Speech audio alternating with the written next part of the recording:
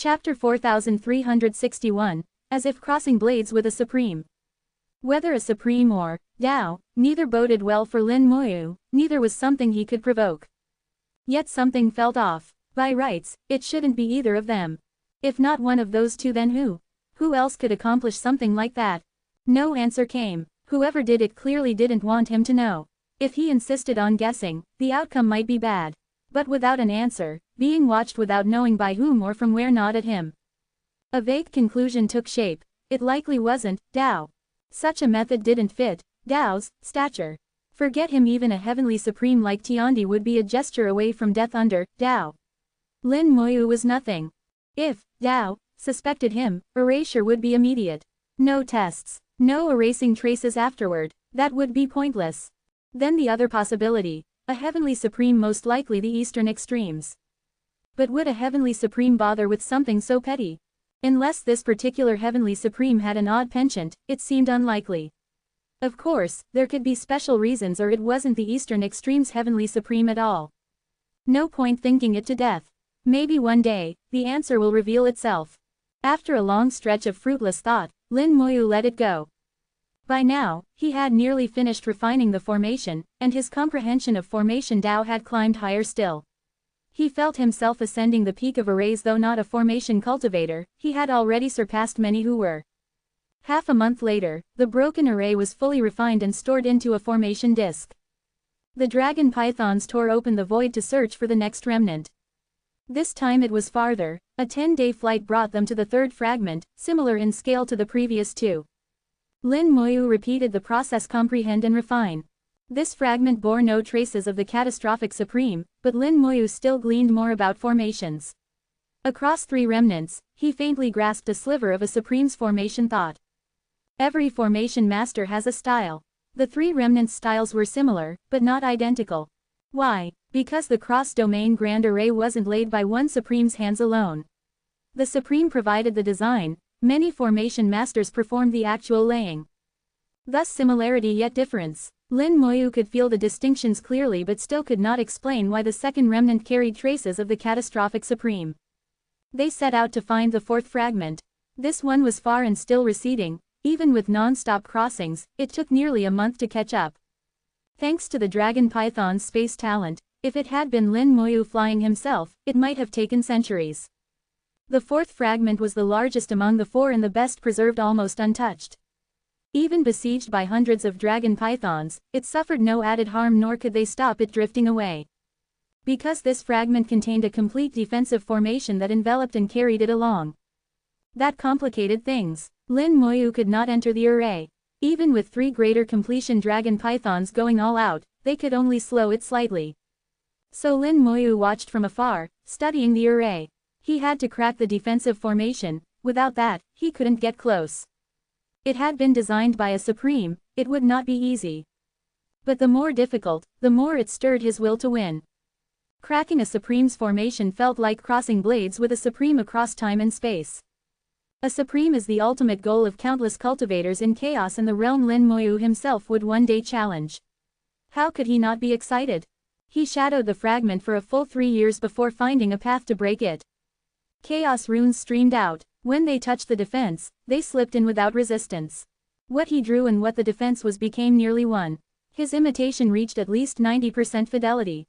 Over those 3 years, he imagined himself as the original array master, retracing the supreme's formation logic, reverse deducing a solution. Hundreds of runes later, Lin Moyu slipped into the role of master of the defense. With a single step, he entered the array. The hardest part was done. The rest would be easy. With experience from 3 fragments and 3 years of study, he essentially understood the supreme's array logic. In just a few days, this fragment was under full control. Next came refining, a simple matter for him. He forged a disk and took the fragment in. Finally done. Hopefully the cross-domain array split into only 5, not more. After a vast expenditure of time, all 4 post-shatter fragments were his. If the grand array had shattered into no more than 5, the cause-seeking ring could now find the last. He took out the ring. Soul force surged and activated it. Effect without cause: locate the cross-domain grand array from the central domain, now in the eastern extreme. He gave the fullest criteria. Through omnipresent causality, the ring would pinpoint it. Because it was tied to a supreme, the backlash remained immense. Lin Moyu exploded on the spot, unable to bear it. He was used to it. Purple light leapt, he was reborn again and again.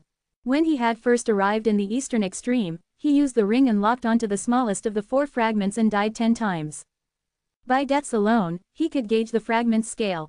Through repeated use, he'd accumulated experience. More than 10 deaths 80% confidence. More than 20 90%. This time, he died 36 times before stabilizing. Which meant the target now should be the core body of the Grand Array. He put away the ring and casually chose a direction. With causality anchoring, any direction he chose would be the direction causality demanded, it could not be wrong. He sent a mental order to the dragon pythons. Head that way. They immediately opened a passage, crossing billions of li at a time. After a full month, space suddenly roiled. An invisible force surged, forcibly cutting off the dragon python's space talent. A vast power blew like a gale in his face. Lin Moyu's expression shifted, pupils narrowing, as a colossal formation rose into view. 4362, 4362. Chapter 4362, The Primordial Worm. The cross-domain Grand Array had split into 5, the central core region wasn't completely shattered, at least 2/3 were preserved. The other third was split into 4 fragments, all of which Lin Moyu had now found. Now that the core remnant was found, Lin Moyu finally let out a sigh of relief. At that moment, Little Peng's voice suddenly sounded in his ear. How come those guys are here? Lin Moyu was surprised. Who? Little Peng pointed into the array. Right there, the primordial worms. Primordial worms. Lin Moyu had never heard of such creatures. He followed Little Peng's gaze and saw, at one edge of the formation, thousands of massive worms sprawled across part of the array. The Grand Array's defense system was still operating, forming a faint blue barrier of spatial power. The primordial worms lay on the barrier, yet the defense seemed completely unaware of their existence and did nothing to resist. Lin Moyu could faintly sense the primordial worms were absorbing the formation's power. The primordial worms were large, hideous, and grotesque. Their bodies were covered with grooves, from which grayish pus dripped constantly, creating a revolting sight. Lin Moyu asked, "What are primordial worms? Judging by your tone, you seem to dislike them." Little Peng replied, "Primordial worms are a very unusual life form. They usually live at the border between the ancient wilds and chaos, possessing traits of both environments. You see them often in those edges. They almost never leave the border zones, so it's odd seeing them here. I dislike them because their appearance and abilities are just so disgusting. They're ugly, and the pus that oozes from their bodies is extremely toxic, a unique poison. If it touches a treasure, it pollutes it. If it touches a life form, it drains their power and lowers their realm. Ancient bloodline records state this pus contains a supremely primordial force that affects all Daos in chaos. Nothing is immune. These guys are incredibly hard to kill, extremely hard." Lin Moyu watched as the pus from the worms seeped silently into the array, weakening the array little by little. Fortunately, the formation itself was exceptionally strong. Though polluted by the primordial worms' essence, it could quickly recover itself. The only oddity, this place wasn't near the ancient wild's border. Primordial worms shouldn't have appeared here. Did someone bring them? Did the shattering of the cross-domain array have anything to do with them? Lin Moyu doubted the worms caused the Grand Array's destruction. Even if they had the strength, the eastern extreme dragon pythons would have said something. They'd hide nothing. So the primordial worms must have come only after the array was broken. But how? For now, it was a mystery. This remnant array was vast, over 10 million li in diameter, not as large as the one at Lindongcheng in the central domain, but still astonishing. Even so vast, the thousands of primordial worms clustered in just one small area, not spread out. That meant something in that region was attracting them. But this yielded no answer. Lin Moyu knew full well he was still a newcomer to chaos. He knew far less than Little Peng. With so many unknowns, it was hard to get the right answers. He kept adjusting to the new environment as Little Peng continued listing characteristics of the primordial worms, making their threat level seem ever higher. Not only Little Peng, almost all chaos dwellers hated primordial worms. They were too nasty and troublesome, but the main reason was how hard they were to kill. Primordial worms are a special kind of twin-born creature. With every worm's birth comes an egg, hidden away. As long as the egg isn't destroyed, the worm won't truly die, even if killed, it can quickly resurrect from the egg, losing little strength. After revival, it produces another egg. If you destroy the egg first, they'll instantly make a new one, no effect. In other words, they fear nothing, not death, not extermination. To truly kill one, you must find and destroy its egg before it hatches. But they hide their eggs with great skill, often secreted away in the ancient wilds, nearly impossible to find. As expected, every species that survives in chaos has extreme ways to survive.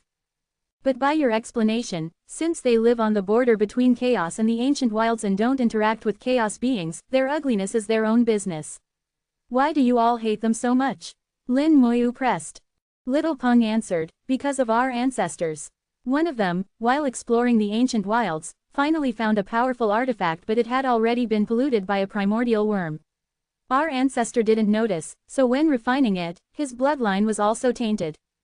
Fortunately, he realized in time, after instilling the memory in our bloodline, he chose to cut his own lineage, or the whole race might have been ruined. Another ancestor was attacked by primordial worms while exploring the ancient wilds. The reason was the previous ancestor, after cutting the bloodline, killed masses of worms, earning their eternal grudge. Lin Moyu understood. So their pus is that potent it can even pollute bloodlines. Little Peng said, primordial worms have ranks too, the strongest reach full completion, with all sorts of strange powers. Lin Moyu guessed other chaos species hated them for similar reasons. Few things are so hated as creatures capable of tainting entire racial bloodlines. Bloodlines are valued above life itself. Now fully aware of the primordial worms' threat, Lin Moyu commanded, the undead dragon python force charged in. They numbered only a few hundred, but with 3 at chaos greater completion, their battle power was high. The primordial worms numbered in the tens of thousands, but the strongest was only chaos lesser completion, no match for the undead. The dragon pythons used their spatial talent, blinking right beside the worms. A great battle erupted. Wave upon wave of attacks fell upon the primordial worms and the array itself. The dormant cross-domain grand array instantly activated, unleashing tremendous power. The defensive array was not just for defense, it could attack. The array's forces lashed out at the undead dragon pythons, sandwiching the primordial worms in between. In the onslaught, huge numbers of primordial worms were obliterated, ugly bodies blasted to pieces, spraying in all directions. Wherever pus splattered, the void fractured. Some chaos chi that touched the pus instantly dissolved, while some changed color, warped beyond recognition. Even the Tao hidden in the chaos chi was instantly polluted. Little Peng shouted in alarm, that's their power. Even the Tao in chaos chi can be corrupted. Bang! One worm exploded, a glob of pus shot through the void, straight at Lin Moyu. Father, dodge! Little Peng shouted anxiously. 4363, 4363. Chapter 4363, The Extraordinary World-Burning Fire. Little Peng looked tense, but he did not try to escape, because Lin Moyu did not move. Naturally, he would not either. This showed how much Little Peng trusted Lin Moyu. Lin Moyu waved his hand, unleashing a surging power of death that formed a thick barrier. Centered on Lin Moyu, a region several hundred li wide was saturated with dense death power, which could corrode all energies. Lin Moyu trusted even the primordial worms, pus would be no exception. Death power spread as a barrier. The pus slammed into this force, immediately producing thick black smoke. Just as Lin Moyu anticipated, death power could corrode all forms of power. The flying pus struck the barrier, exploding instantly, and within tens of thousands of li around, a revolting stench filled the air. The odor ignored all spatial barriers and penetrated straight to the soul. The death power could only partly weaken it, unable to block it entirely. Little Peng called out, "Father, even the smell is poisonous." Indeed, the stench was poisonous. A few breaths were tolerable, but if inhaled too much, one's soul would become tainted, causing a drop in strength and cultivation realm. Moreover, this drop wasn't temporary, but persistent, even harming the very foundation.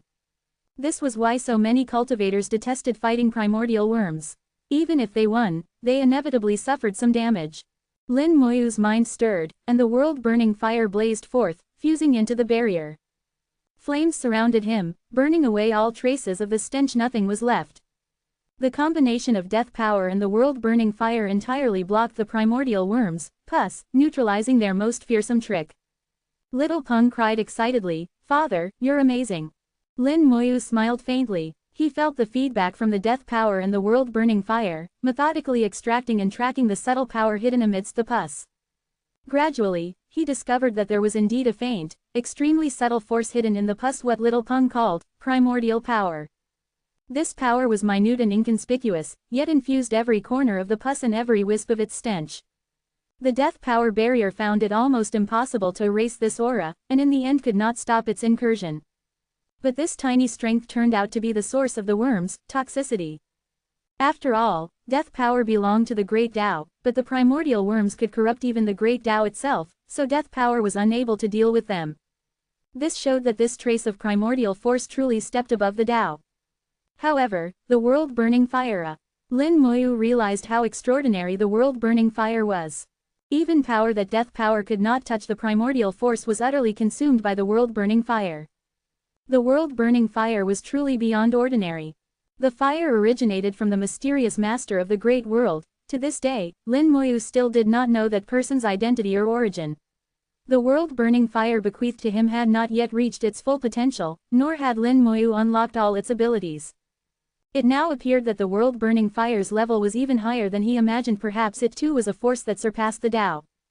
This realization suggested the mysterious master's identity must be even more extraordinary, and certainly not just a heavenly venerable of any world. So even here is a part of a greater scheme. Just who are you? From small world to great world, from the origin continent to now the chaos, Lin Moyu felt he was always trapped within someone's web. It seemed like the catastrophic Supreme had arranged everything to oppose Tao, and Lin Moyu was even said to be the Supreme's reincarnation. Yet, there felt to be something still amiss. The catastrophic Supreme once said, "You are me, and yet not me." Pondering this, Lin Moyu sensed it contained a deeper meaning. Looking toward the battlefield, the battle was ending. Nearly all primordial worms were slain, most not by the dragon pythons, but by the cross-domain array. Gobs of pus and an indescribable stench filled the area.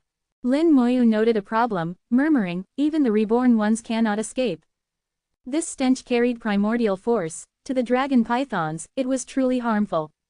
Their power had dropped significantly. Even the three greater performance ones were almost downgraded. Even as reborn, with unchanged bloodlines, their power still plummeted due to the pollution. Lin Moyu tried having some reborn die and revive, but their strength did not return. Pollution causes irreversible loss, even death doesn't reset Ida. And what about the undead thralls? He summoned an undead thrall, letting it encounter the pus. Direct contact caused faster, worse pollution than just breathing in the smell. The thrall, already just half-step chaos, lost power until it regressed to eternal, a degree A. Once withdrawn and revived, it remained at eternal, never returning to half-step chaos. What a miraculous power! Lin Moyu marveled that even the undead could not escape the primordial force's influence. No wonder the worms were so dreaded. He drew back the thrall, noting that once it returned to a normal chaotic zone, it slowly recovered. He sensed a lingering pollution, which tried to spread, but the power of chaos dulled it until it vanished. If the pollution were stronger, perhaps all undead thralls would eventually be affected. That would weaken Lin Moyu's spells. The worms' contamination damaged not only the Tao itself, but also techniques. Formidable indeed. Lin Moyu was glad he hadn't let his thralls fight in the first place, a wise decision.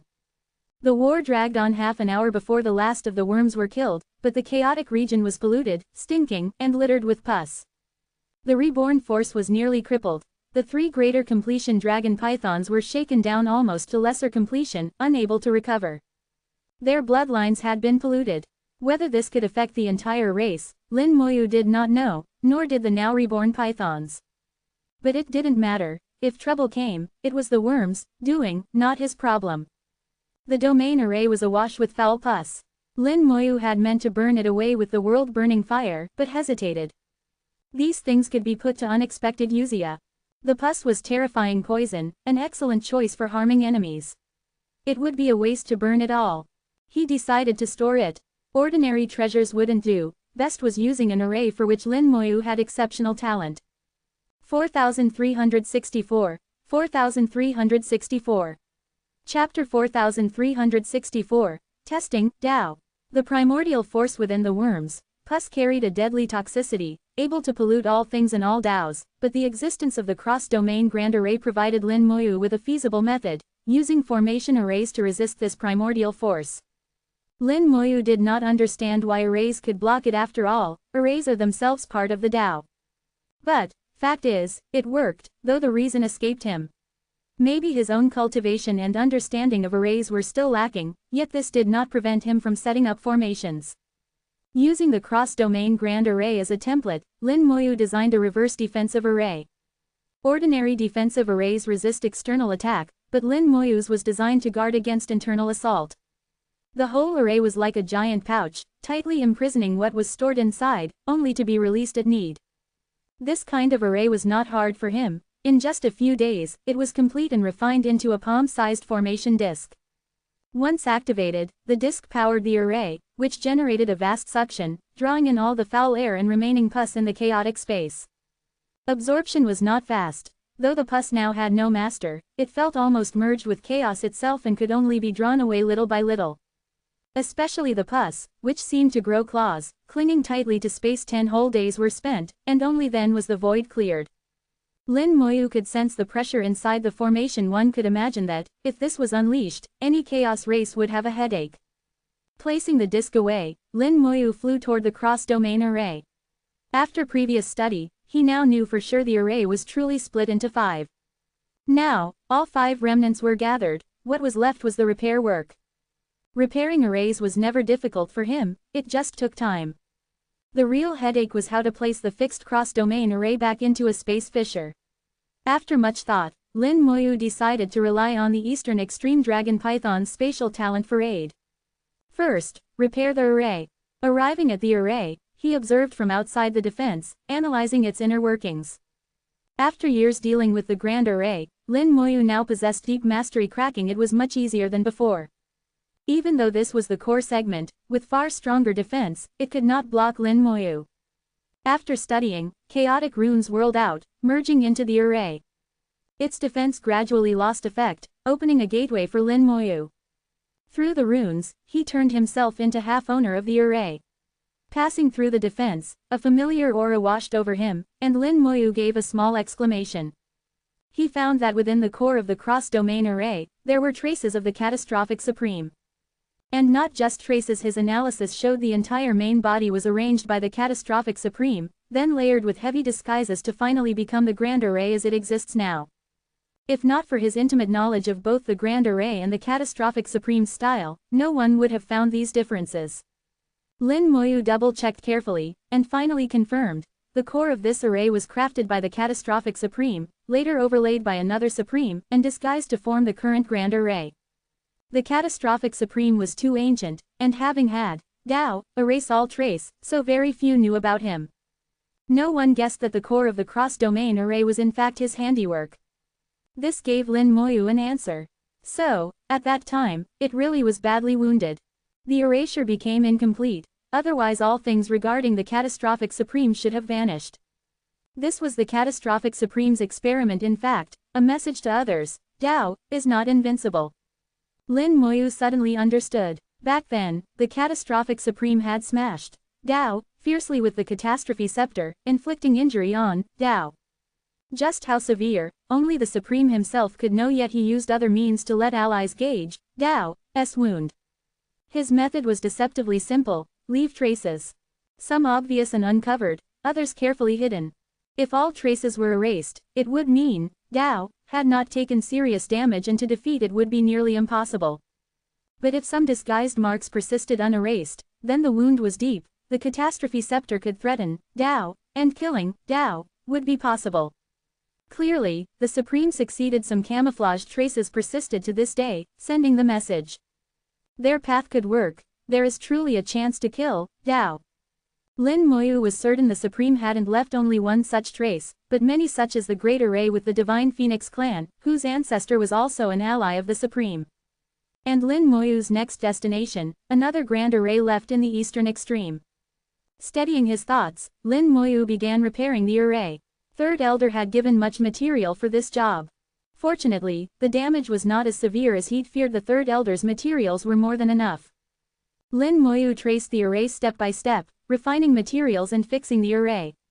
He reinstalled the 4 sub-arrays, linking them anew to restore the whole. It was intricate work, not just runes, but also connecting diverse materials. Any mistakes in runes, material, or other details would degrade the array's effectiveness. In worst cases, transmission could fail or misplace travelers. Since this was his escape route, Lin Moyu made sure to be meticulous. Chaos was utterly silent, except for misty chi flowing. Countless Taos silently crossed the void, with no apparent origin or end. 5 centuries slipped by soundlessly, as Lin Moyu focused wholly on restoring the array, never distracted. The process let him master every detail of the cross-domain grand array. With enough material, he now believed he could set up a brand new one himself. Unknowingly, his formation skill had reached new heights. How high, he couldn't say, but likely stronger than many full completion array masters. Finally, after 500 years, it was complete. Upon activation, the core of the array flashed faintly, and the defense automatically came online without Lin Moyu triggering it. He was surprised. At that moment, the catastrophic Supreme's voice resounded in his mind, "Come." 4365, 4365. Chapter 4365, Levels of Power. Upon suddenly hearing the catastrophic Supreme's voice, Lin Moyu was at once surprised and yet felt it natural. He followed the direction indicated, which was the very core of the cross-domain grand array, a location he knew, from previous study, to have been arranged by the catastrophic Supreme. Now, with the Supreme appearing, this confirmed his earlier deduction. Lin Moyu was in a good mood. His judgment on the formation was verified, showing his own progress in array arts. The cross-domain grand array's defensive system was completely activated, layers upon layers of defenses shut out the outside world. But even this was not enough to fool Dao. Lin Moyu did not know what the catastrophic Supreme left here or why he dared to do so, but figured there must be a method to it. Coming to the array's core and bathed in faint light, Lin Moyu sensed a peculiar aura, ancient, somewhat similar to the power of the primordial worms, and clearly not native to today's chaos. A formless power enveloped Lin Moyu. He did not resist, letting it draw him in. He sank slowly, the spot below his feet feeling like a marsh gently pulled down by invisible force, vanishing in the blink of an eye. Layer after layer of light passed over him, each a formation. At the heart of the grand array, hundreds of ancient and powerful formations were hidden. Any one, though not large, was comparable in grade to the cross-domain array itself, and all bore a common trait: they were set by the catastrophic Supreme. At last, Lin Moyu's feet touched the ground and he saw a statue featureless, identical to that within the boat of deliverance, and unmistakably the catastrophic Supreme.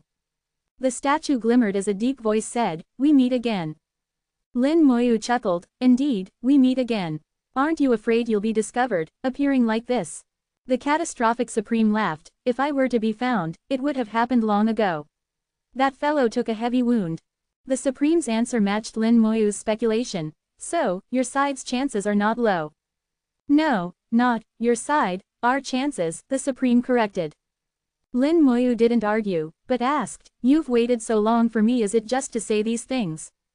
The statue stirred, an arm pointing to one side. "Look there." A powerful formation unfolded, radiating a strong spatial aura. It looked only the size of a fist, yet the internal space was astonishingly vast. The formation revealed a glimpse of what lay inside a titanic primordial worm sprawled within, its aura leaking out oppressively. Lin Moyu instantly realized what had drawn all the primordial worms, making them abandon their homeland to invade chaos. Their root was here. The formation held a slumbering, full completion level primordial worm. Clearly, it had been trapped inside for countless years, and the culprit was the catastrophic Supreme. Yet, this worm gave Lin Moyu a sense of something uncommon. He frowned. "This primordial worm is different." The Supreme said, "Of course it's different. Primordial worms belong half to the ancient wilds, so unlike ordinary chaos creatures. Can you see what's off about it?" Lin Moyu projected a thread of soul into the formation. The Supreme did not obstruct him. Closely observing, Lin Moyu soon found the answer. It doesn't have a domena. Surprised, Lin Moyu noted that, normally, in chaos, all creatures and cultivated beings needed a domain to achieve full completion. Yet here was a primordial worm that, domainless, still reached full completion, a true mystery. There could only be one explanation: its ancient wild side. The Supreme's low laugh rumbled. "Correct, they have no domain. You probably think it's because of power from the ancient wilds. Isn't it?" Lin Moyu asked. "There's a reason for that. said the Supreme, but it's not the whole story. A primordial worm is so called because it holds a thread of primordial force, that is why it can break certain rules of chaos. To understand this, you must first comprehend levels of power. At last, Lin Moyu understood the true point of the Supreme leaving these signs. He wanted to impart crucial information. Listening with full attention, anything the Supreme risked so much to say was certainly not simple. The deep voice echoed in the array space. The statue seemed to come alive, a mighty Supreme lecturing in person. I once told you, I am you, and you are not me. This answer remained unclear, and Lin Moyu realized he lacked the qualifications to understand for now. In chaos, there is surface and there is interior. The interior is the domains. All power inside, be it worlds or spaces, counts as interior. Power within domains belongs to the constrained heavenly Tao. The surface, though also called the Great Tao, is the chaotic Great Tao. Upon reaching chaos cultivation, one must undergo transformation. Only then can they safely roam the void. Of the many effects of this transformation, one is to convert the cultivators, Doma and Tao, into the chaos, Tao. When domains have owners, their power nature changes and they too undergo chaosification. The Taos within domains absorb the properties of the chaotic Great Tao, making growth and cultivation in those domains much easier, aiding the leap into chaos evolution. Ranking all power from weak to strong, the lowest level is the domain Tao. The second level is the chaotic Tao, held by all chaos level beings. The third level, which we call the Supreme Law or Supreme Rule, belongs solely to Supremes.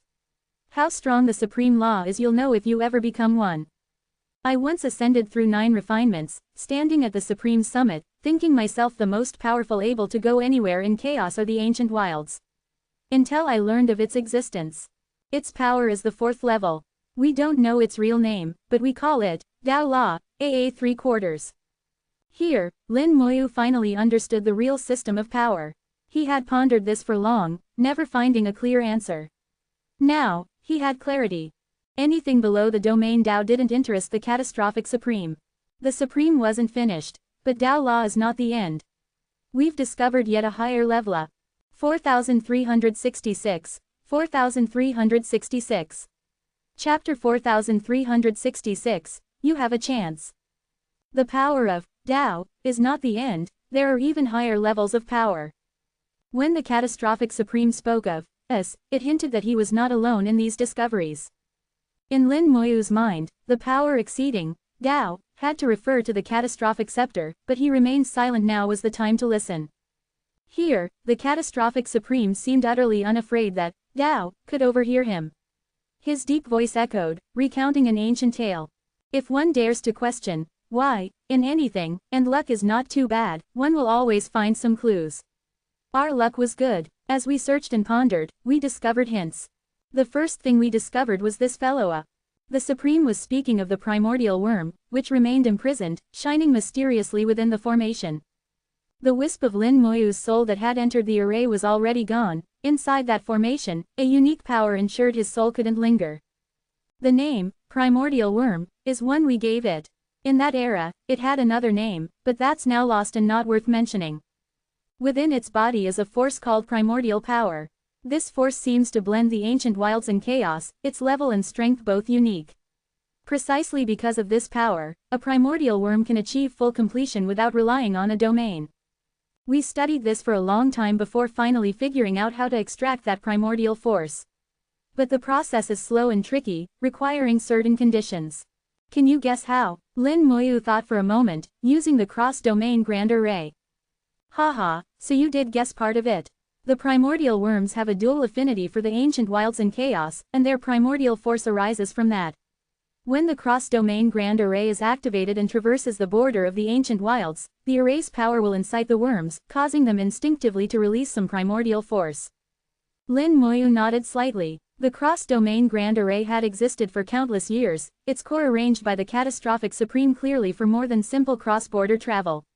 The Supreme was a strategist who never made things simple. The deep voice continued, even after this discovery, we could not be sure it would evade Tao. A real test was needed, but such an experiment came with sacrifices. It could cost lives, it could not be done lightly. I alone had the right. Only I could do it.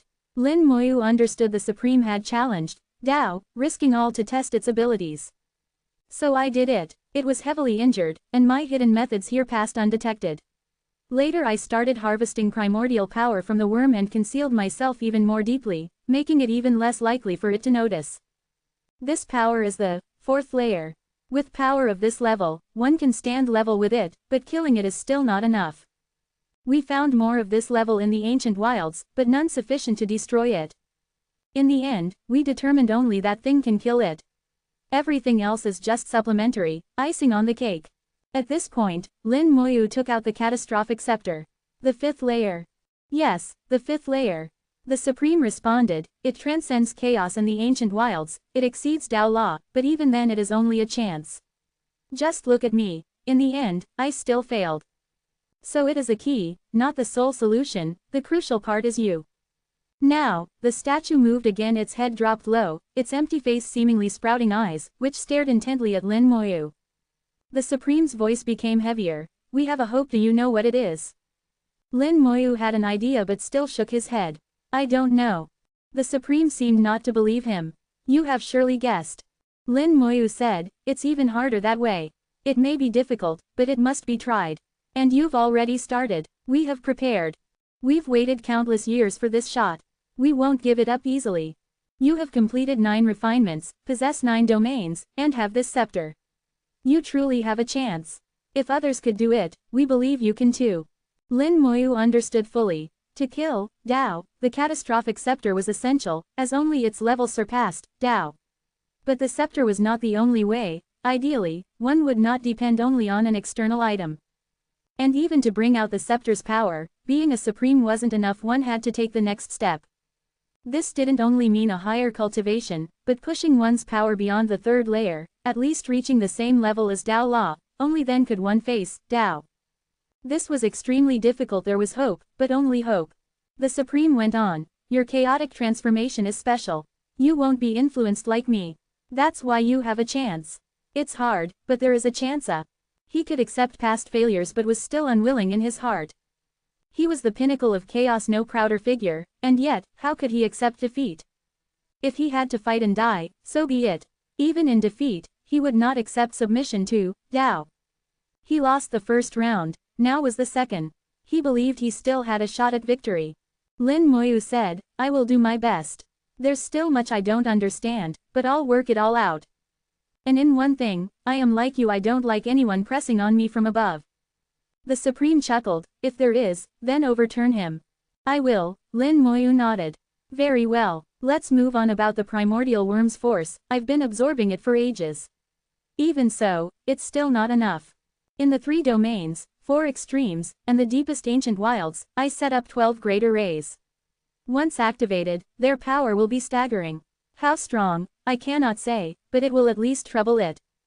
You must find and seize all the remaining arrays. There should be guardians, but after so many years, changes may have arisen, and people may have changed. The heart is fickle. You must also be wary.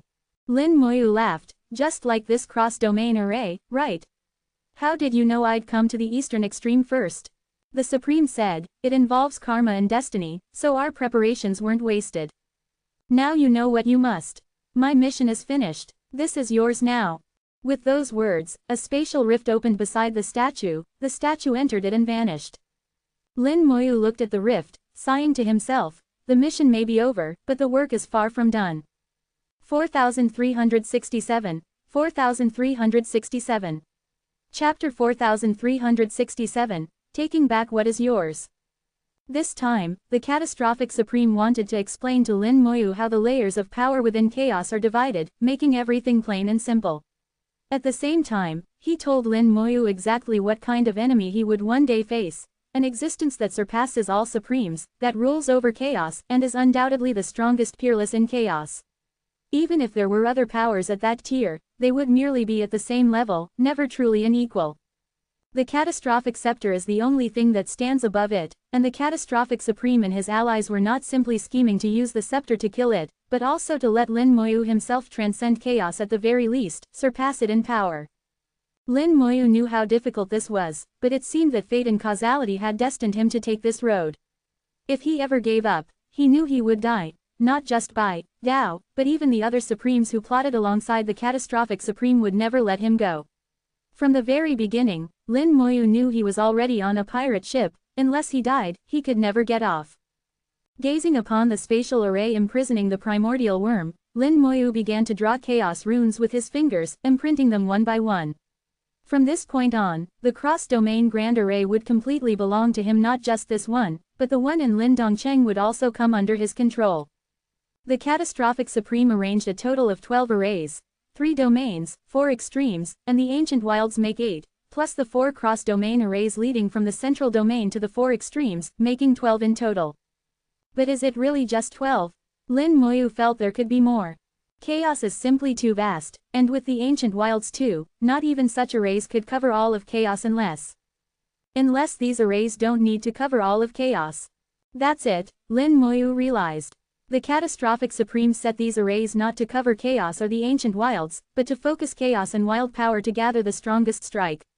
This single blow may be his last-ditch, supreme attack. Even if defeated back then, he still wanted Dao to know, I have more moves. Even if I can't beat you, I won't make it easy for you.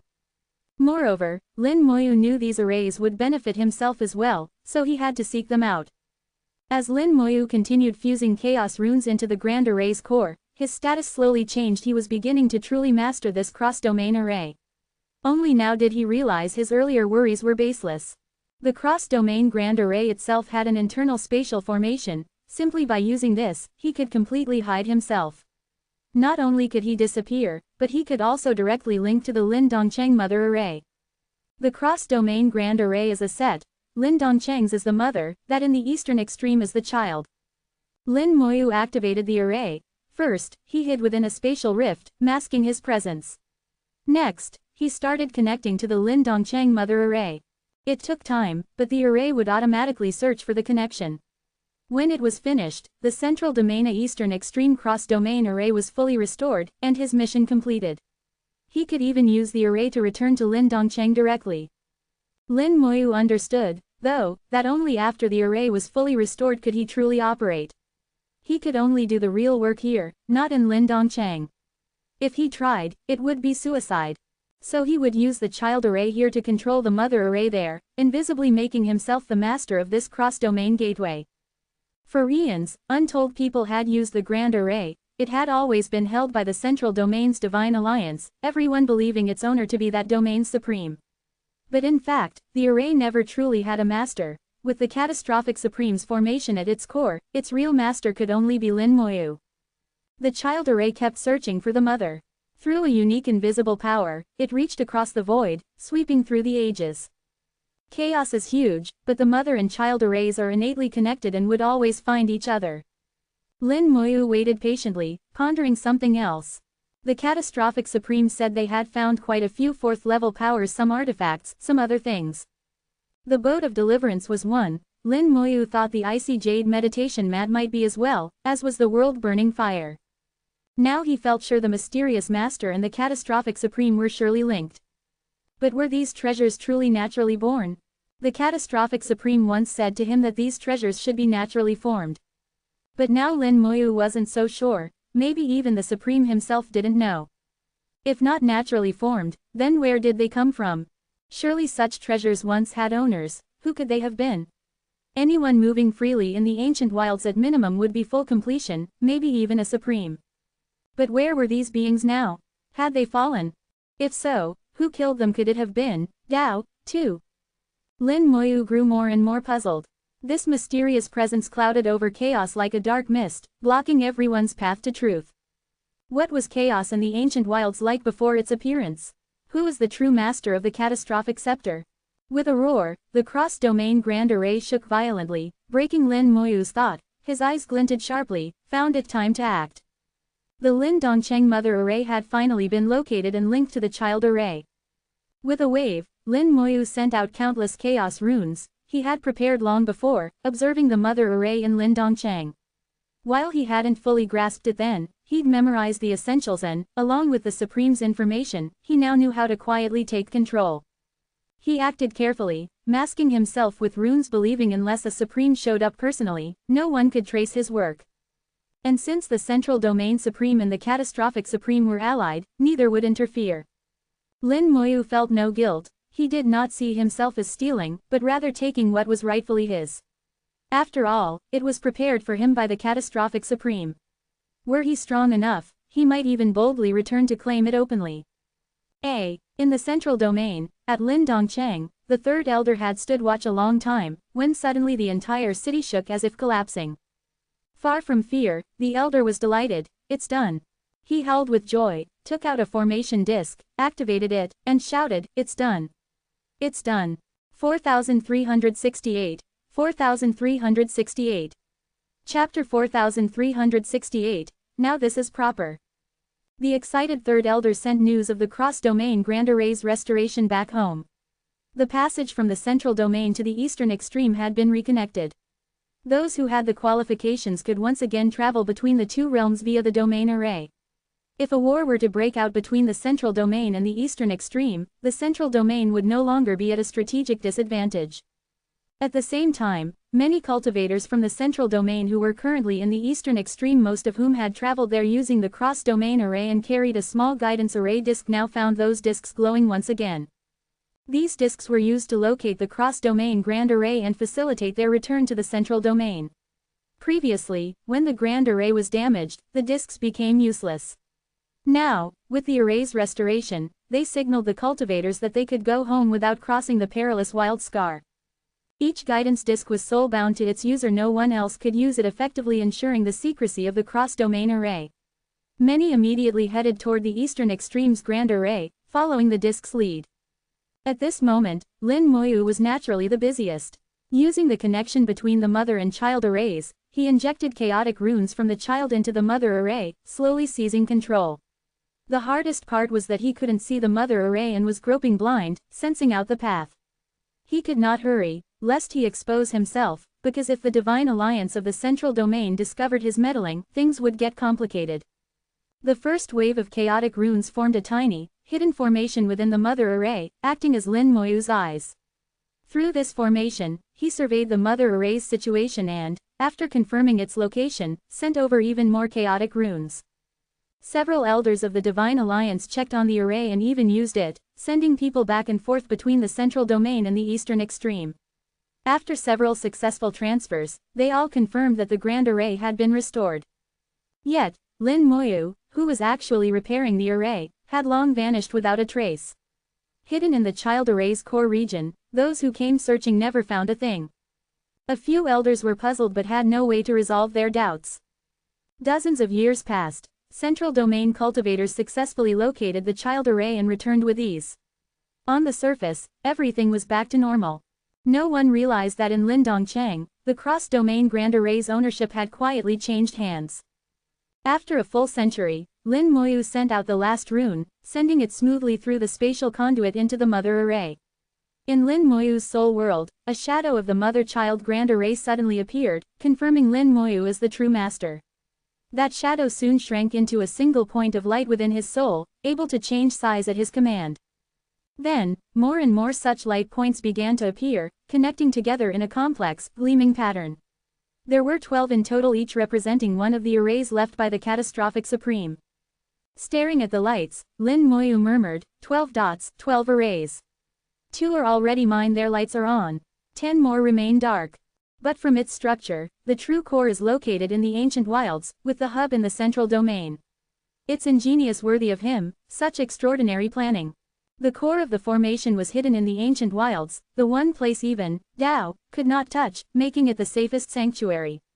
The arrays manipulated chaos itself, with each domain and extreme as focus, all coordinated through the central domain's 4 cross-domain transport arrays. As Lin Moyu thought before, these teleport arrays were not as simple as they seemed. This was the catastrophic supreme's grand scheme. But with time and concealment, the truth had been lost to most. He looked at the light points. Finally, his attention landed on the farthest one, the great array set by the catastrophic supreme in the ancient wilds, still unclaimed. If I'm right, the power accumulated by all these arrays over countless years should be gathered there. Maybe Tianjuzi, or the divine phoenix ancestor, went there. If not, then they're here. Lin Moyu pointed at a spot in the void. Another light appeared, one he lit himself. With this 13th light, the scheme felt truly complete. Lin Moyu smiled, now this is proper. In his view, the Supreme hadn't just made 12 arrays, there should be 13. With 12, the power was full, with 13, it could easily be doubled or tripled. This might explain where Tianjuzi and others went. The Supreme surely set up other contingencies, and others had their roles to play. This was an ancient contest, cultivators versus Dao, in which Lin Moyu was the main force, but he would not be alone in the field. Having finished, Lin Moyu muttered, "Time to go." The plan now called for him to head deep into the eastern extreme, locate the Supreme's legacy array, and take control of it. He didn't need to return to Lin Dongchang for this. Before leaving, Lin Moyu upgraded his guidance array disc. He gave it teleportation power. A single use could carry him a trillion li, with targeting set to the cross-domain array's location. In a crisis, he could use it to escape. That distance was plenty. Unless the enemy was a spatial talent wielder, few could catch him. To go deep into the eastern extreme as a central domain cultivator was dangerously risky. Lin Moyu took every precaution. Next, he brought out the cause-seeking ring, flooding it with soul force to activate. Effect without cause. Find the catastrophic Supreme's great array in the eastern extremea. The ring flashed and a surge of power swept over Lin Moyu. He braced for the backlash and even death. But all at once, the force died down, it was gone in an instant. Startled, Lin Moyu mumbled, "It failed." This was the first time he'd ever seen the cause-seeking ring fail. His information was good, why would it fail now? Thinking for a moment, he realized the answer. The cause-seeking ring looks for causality, but what if the cause was erased? It would naturally find nothing. The cross-domain array had been used for countless years, which is why the ring could always pinpoint it. But this array, he didn't even know its exact name or nature. The ring couldn't help. Headache. Chaos was vast. Lin Moyu only knew a rough direction, with no idea how to search further. Still, if he pressed ahead, at least he had a lead, and where there's a will, there's a way. Maybe the situation with the Divine Phoenix clan will offer clues. With that, Lin Moyu stepped outside the cross-domain array. As its master, he was free to teleport within its entire territory. The array's zone was empty. Lin Moyu released the eastern extreme dragon pythons and Little Peng, sat atop Little Peng, and pointed a direction. Go. 4369, 4369. Chapter 4369, Peering at a Supreme. The chaotic void was vast and silent. Even the disturbances and great wars Lin Moyu had stirred up were barely a ripple in the grand scope of chaos, not even a drop in the ocean. Now, with the cross-domain grand array repaired and connections restored, all had returned to normal. The array, hidden in spatial crevices, rarely revealed itself. After Lin Moyu left, the void seemed empty, only chaos chi flowing through. Suddenly, space twisted and a figure slowly appeared, gazing in the direction where Lin Moyu had vanished. He murmured, "So it's him." Not far off, a gentle white light flashed as an old man in a white robe appeared, his face peaceful and smiling. "Old Rui, any problem?" Old Rui shook his head. "Nothing, it's just." He didn't finish, but the meaning was clear.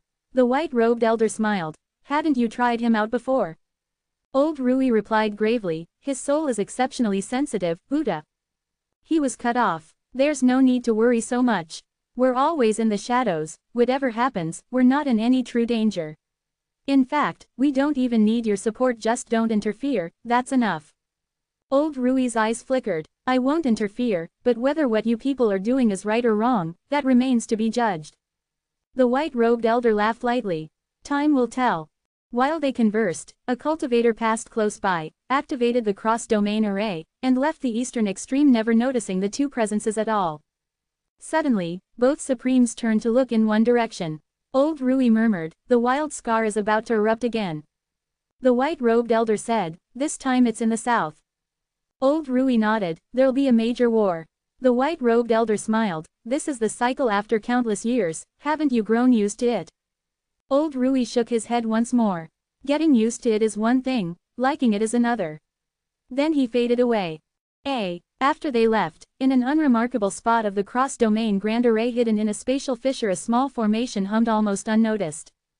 Inside the formation stood a thread of Lin Moyu's soul, having witnessed the entire conversation between the white-robed elder and old Rui.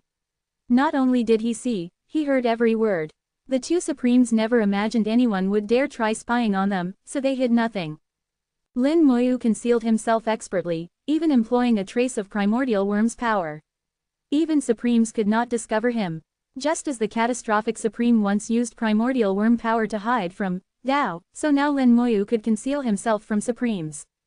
As Lin Moyu flew rapidly through the void, a hint of a smile appeared on his face. So it really was a Supremaya. Previously, someone had spied on him and erased a stretch of time. Back then, he suspected it was either Dao or a Supreme. Later he figured it was most likely a Supreme, and now it was confirmed. He dared to watch Supremes in turn. As a chess piece on their board, he was nearly stepping off the board. This was the first time he had passively witnessed Supremes in action. Before, he had always been on the receiving end. To Lin Moyu, this was a breakthrough. This, old Rui, should be the Supreme overseeing the Eastern Extreme. He doesn't seem to be on catastrophic Supreme's side, but he knows the Supreme's plan and won't stop or sabotage it. At most, he'll be a bystander. There's trouble at the Wild Scar, a great war brewing between the Southern Extreme and Central Domain. Wars between the 3 domains and 4 extremes frequently break out, but now it seems there's much more going on under the surface. Lin Moyu pondered, but for now, it was none of his concern. He had his own matters. Chaos was so vast that just a full sweep of the Eastern Extreme would take 1,000,000 years. Even with the Eastern Extreme Dragon Python's space talent, a thorough search would take years. Lin Moyu only knew a general area for his target. The search could only proceed step by step. In half a year, he truly entered the depths of the Eastern Extreme, feeling the scorching nature of the local Dao. Within the Eastern Extreme, the Dao runs hot, so the local cultivators are famously fiery, likely to fight at the slightest disagreement. Yet, they are also open and decisive. Sensing other cultivators nearby, Lin Moyu told the Eastern Extreme Dragon Python to slow down. A collision here would cause trouble, and although unafraid, he preferred to avoid conflict. He used the positions among the light points to narrow his search, but the target area was still vast. The Dragon Python circled the territory for over 3 years, with no results. Chaos was just too empty. The only way was to search little by little. Lin Moyu released vast numbers of undead thralls to help find clues. He did discover several domains, all of which already belonged to someone and had likely been settled for many years, implying a full completion powerhouse behind each. Several times, the undead thralls were discovered and destroyed, but the attackers never traced Lin Moyu himself. All the while, Lin Moyu felt for any sign of the catastrophic Supreme's array or unusual presence. Admittedly a clumsy method, but it was all he could do.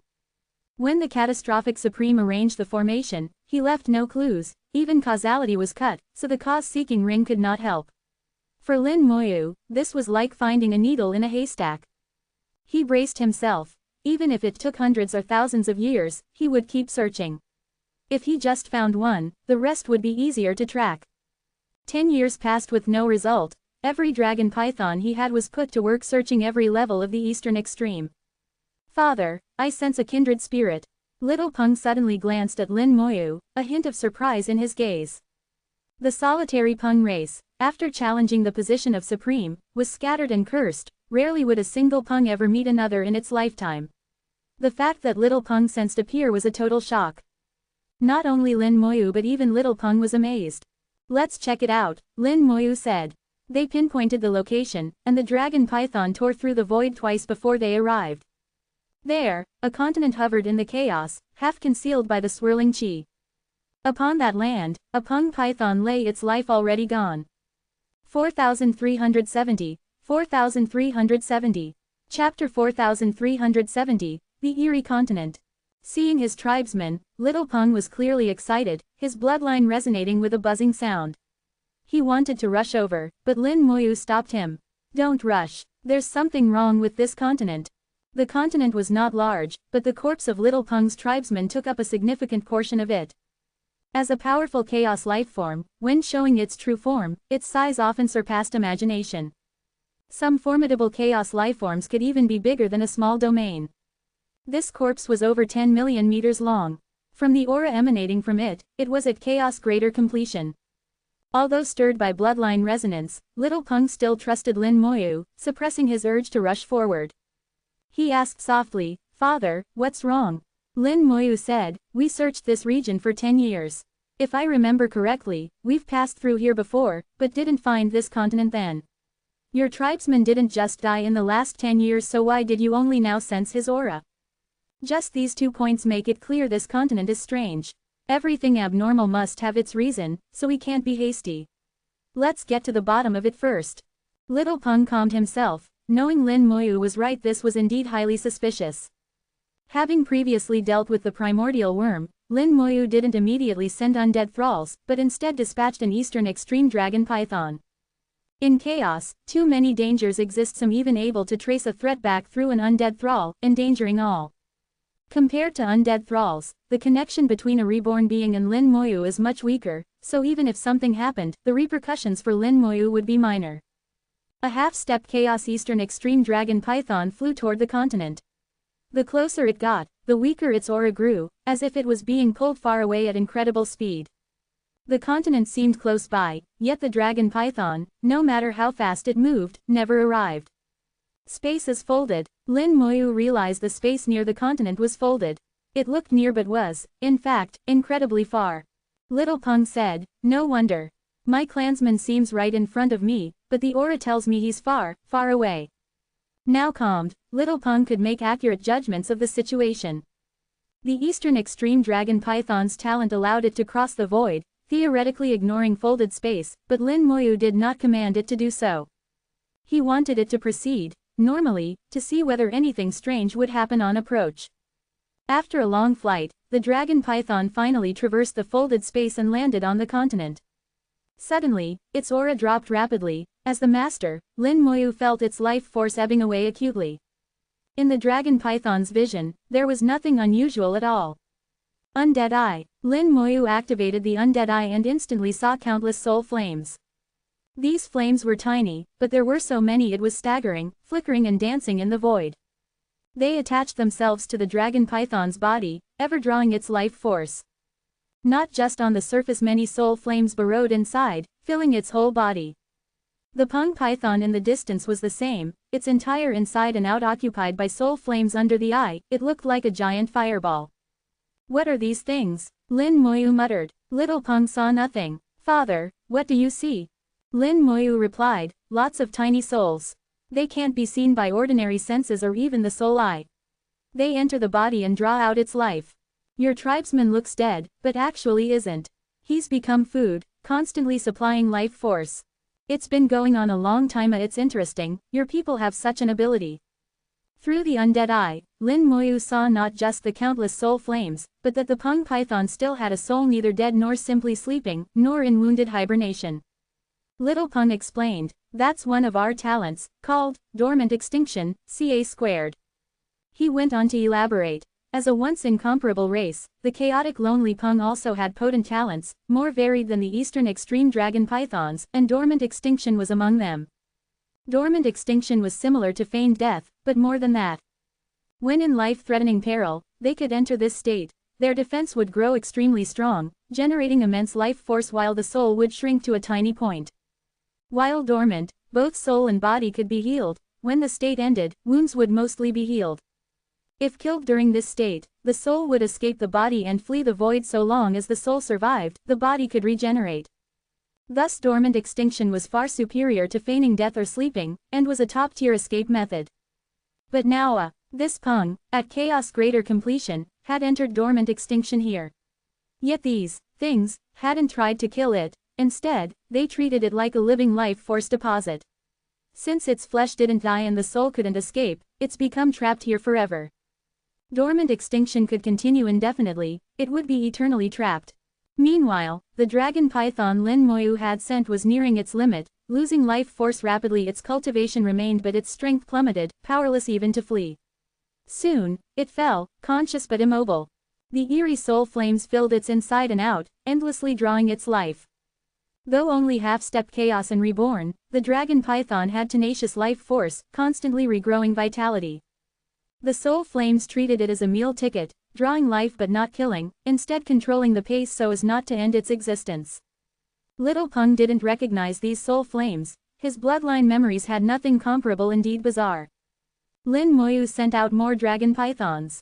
As the undead eye stayed open, the instant they set foot on the continent, waves of soul flames erupted to engulf them. When Lin Moyu tried to extract them before all life was drained, the continent emitted a faint light and pulled them back with invisible force they couldn't escape. Within a blink, the dragon pythons' bodies were engulfed by soul flames, inside and out, with surging life force draining away. Their experiences were identical, no exceptions. Lin Moyu sighed, now I know why your clansmen never escaped. Before he could elaborate, Little Peng shouted, the continent disappeared. 4371, 4371. Chapter 4371, Colossus. The continent vanished, abruptly and eerily, without any warning whatsoever. It was just there one moment, the next gone. Lin Moyu muttered to himself, it appeared just as suddenly before. Now it vanishes as suddenly. Truly, there are many bizarre things in chaos. Little Peng asked, Father, just now you said you knew why my clansmen didn't escape. Lin Moyu nodded, to be precise, it's not that he didn't want to escape but that he couldn't. The continent only allows entry, not exit. Little Peng pressed, so what do we do now? Lin Moyu replied, no rush, we'll have an answer soon. Although the continent had disappeared, it still contained several reborn beings, all still alive. Lin Moyu and his reborn forces shared a connection, so he could sense as those reborn moved rapidly away. Once they stopped somewhere, he could follow.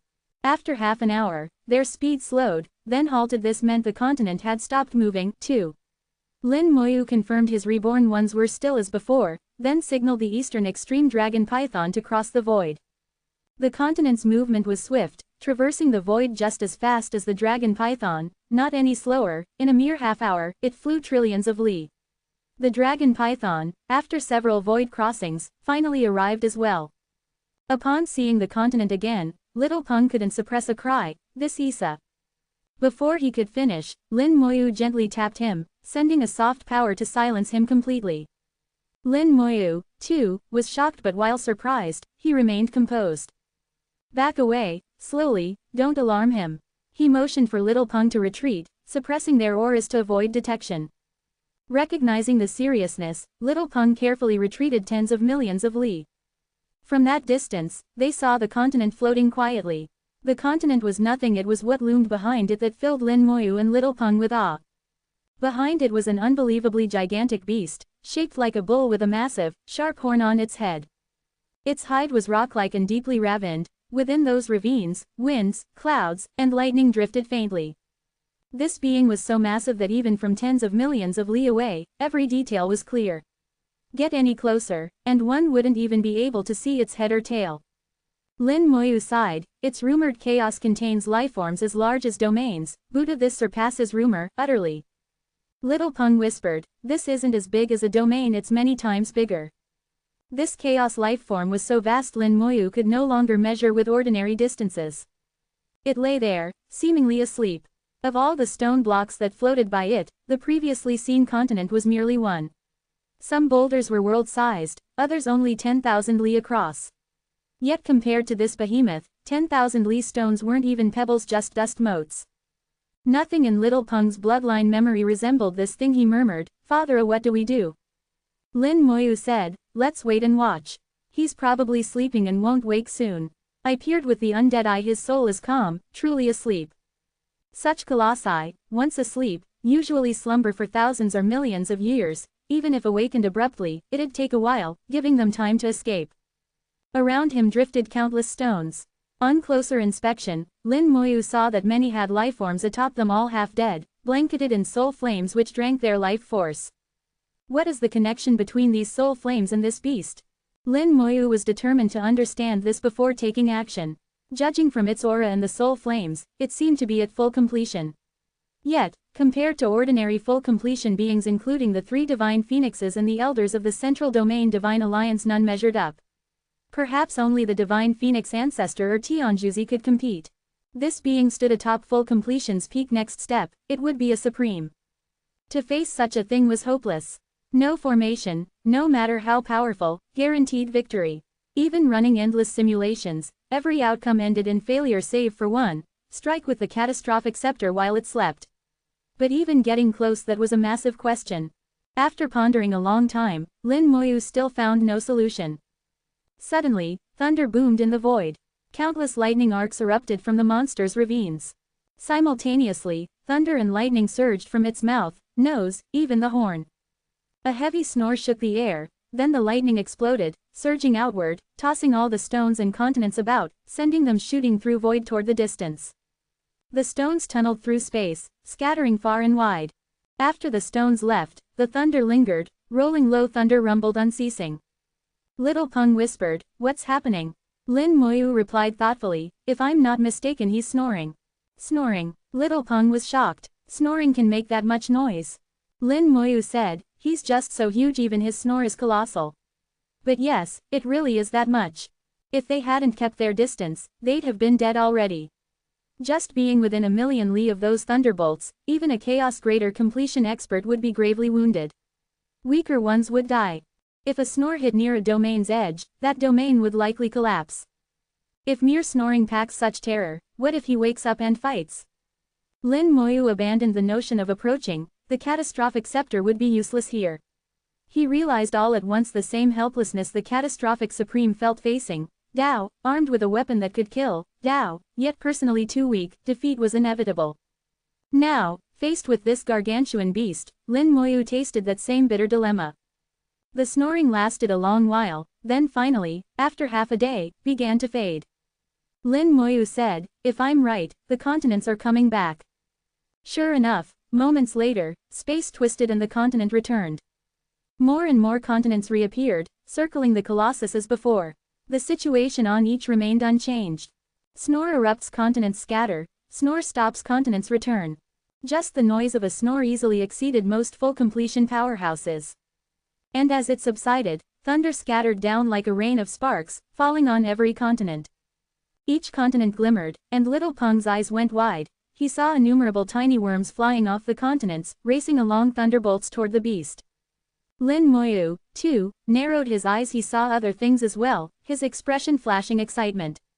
No effort wasted, the opportunities come on its own. 4372, 4372. Chapter 4372, The Chaotic Desolate Ox. Countless bugs rose from each stone and, following the lightning, flew toward the colossal beast. The instant he saw the bugs, Lin Moyu's soul roiled with unrest, and a deeply buried memory in Little Peng's bloodline awakened along with a powerful sense of terror. Little Peng trembled all over, his jaw moving but unable to utter a sound. Still, the shock in his eyes was clear to Lin Moyu. Lin Moyu didn't press with questions, just waited for Little Peng to calm down, for Lin Moyu saw even more than he did. Among the flashing lightning, a formation faintly appeared, half obscured by the light, but just a few glances filled Lin Moyu with delight. Within that formation, Lin Moyu glimpsed the traces of the catastrophic supreme. That supreme would never leave traces lightly after all. His enemy had once been Dao, and every trace might be used against him.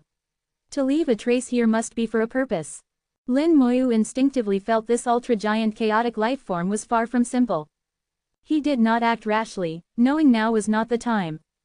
When the lightning finally faded and calm returned, the bugs vanished as well. They still existed, but when the lightning disappeared, so too did their visibility. If anyone set foot on those stones now, they'd surely be attacked and unable to escape. After Little Peng eventually calmed down, Lin Moyu asked, "What did you remember?"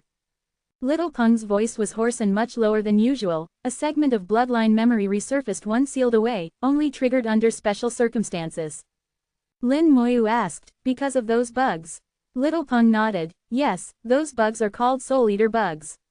Normally, they're invisible, almost undetectable, showing themselves only in special circumstances. They absorb the life force of living beings and are difficult to handle, but the truly frightening thing isn't them, it's him." He continued, "He's called the Chaotic Desolate Ox, AA²EC. The soul-eater bugs are its symbiotic creatures, even servants. The Desolate Ox was born in the ancient wilds, roams chaos, its strength unknown, legends say it rivals supremes.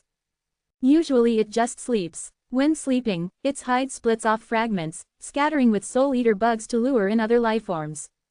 Any beings entering those fragments are trapped, becoming food for the bugs, who drain their life and transmit the energy to the Desolate Ox.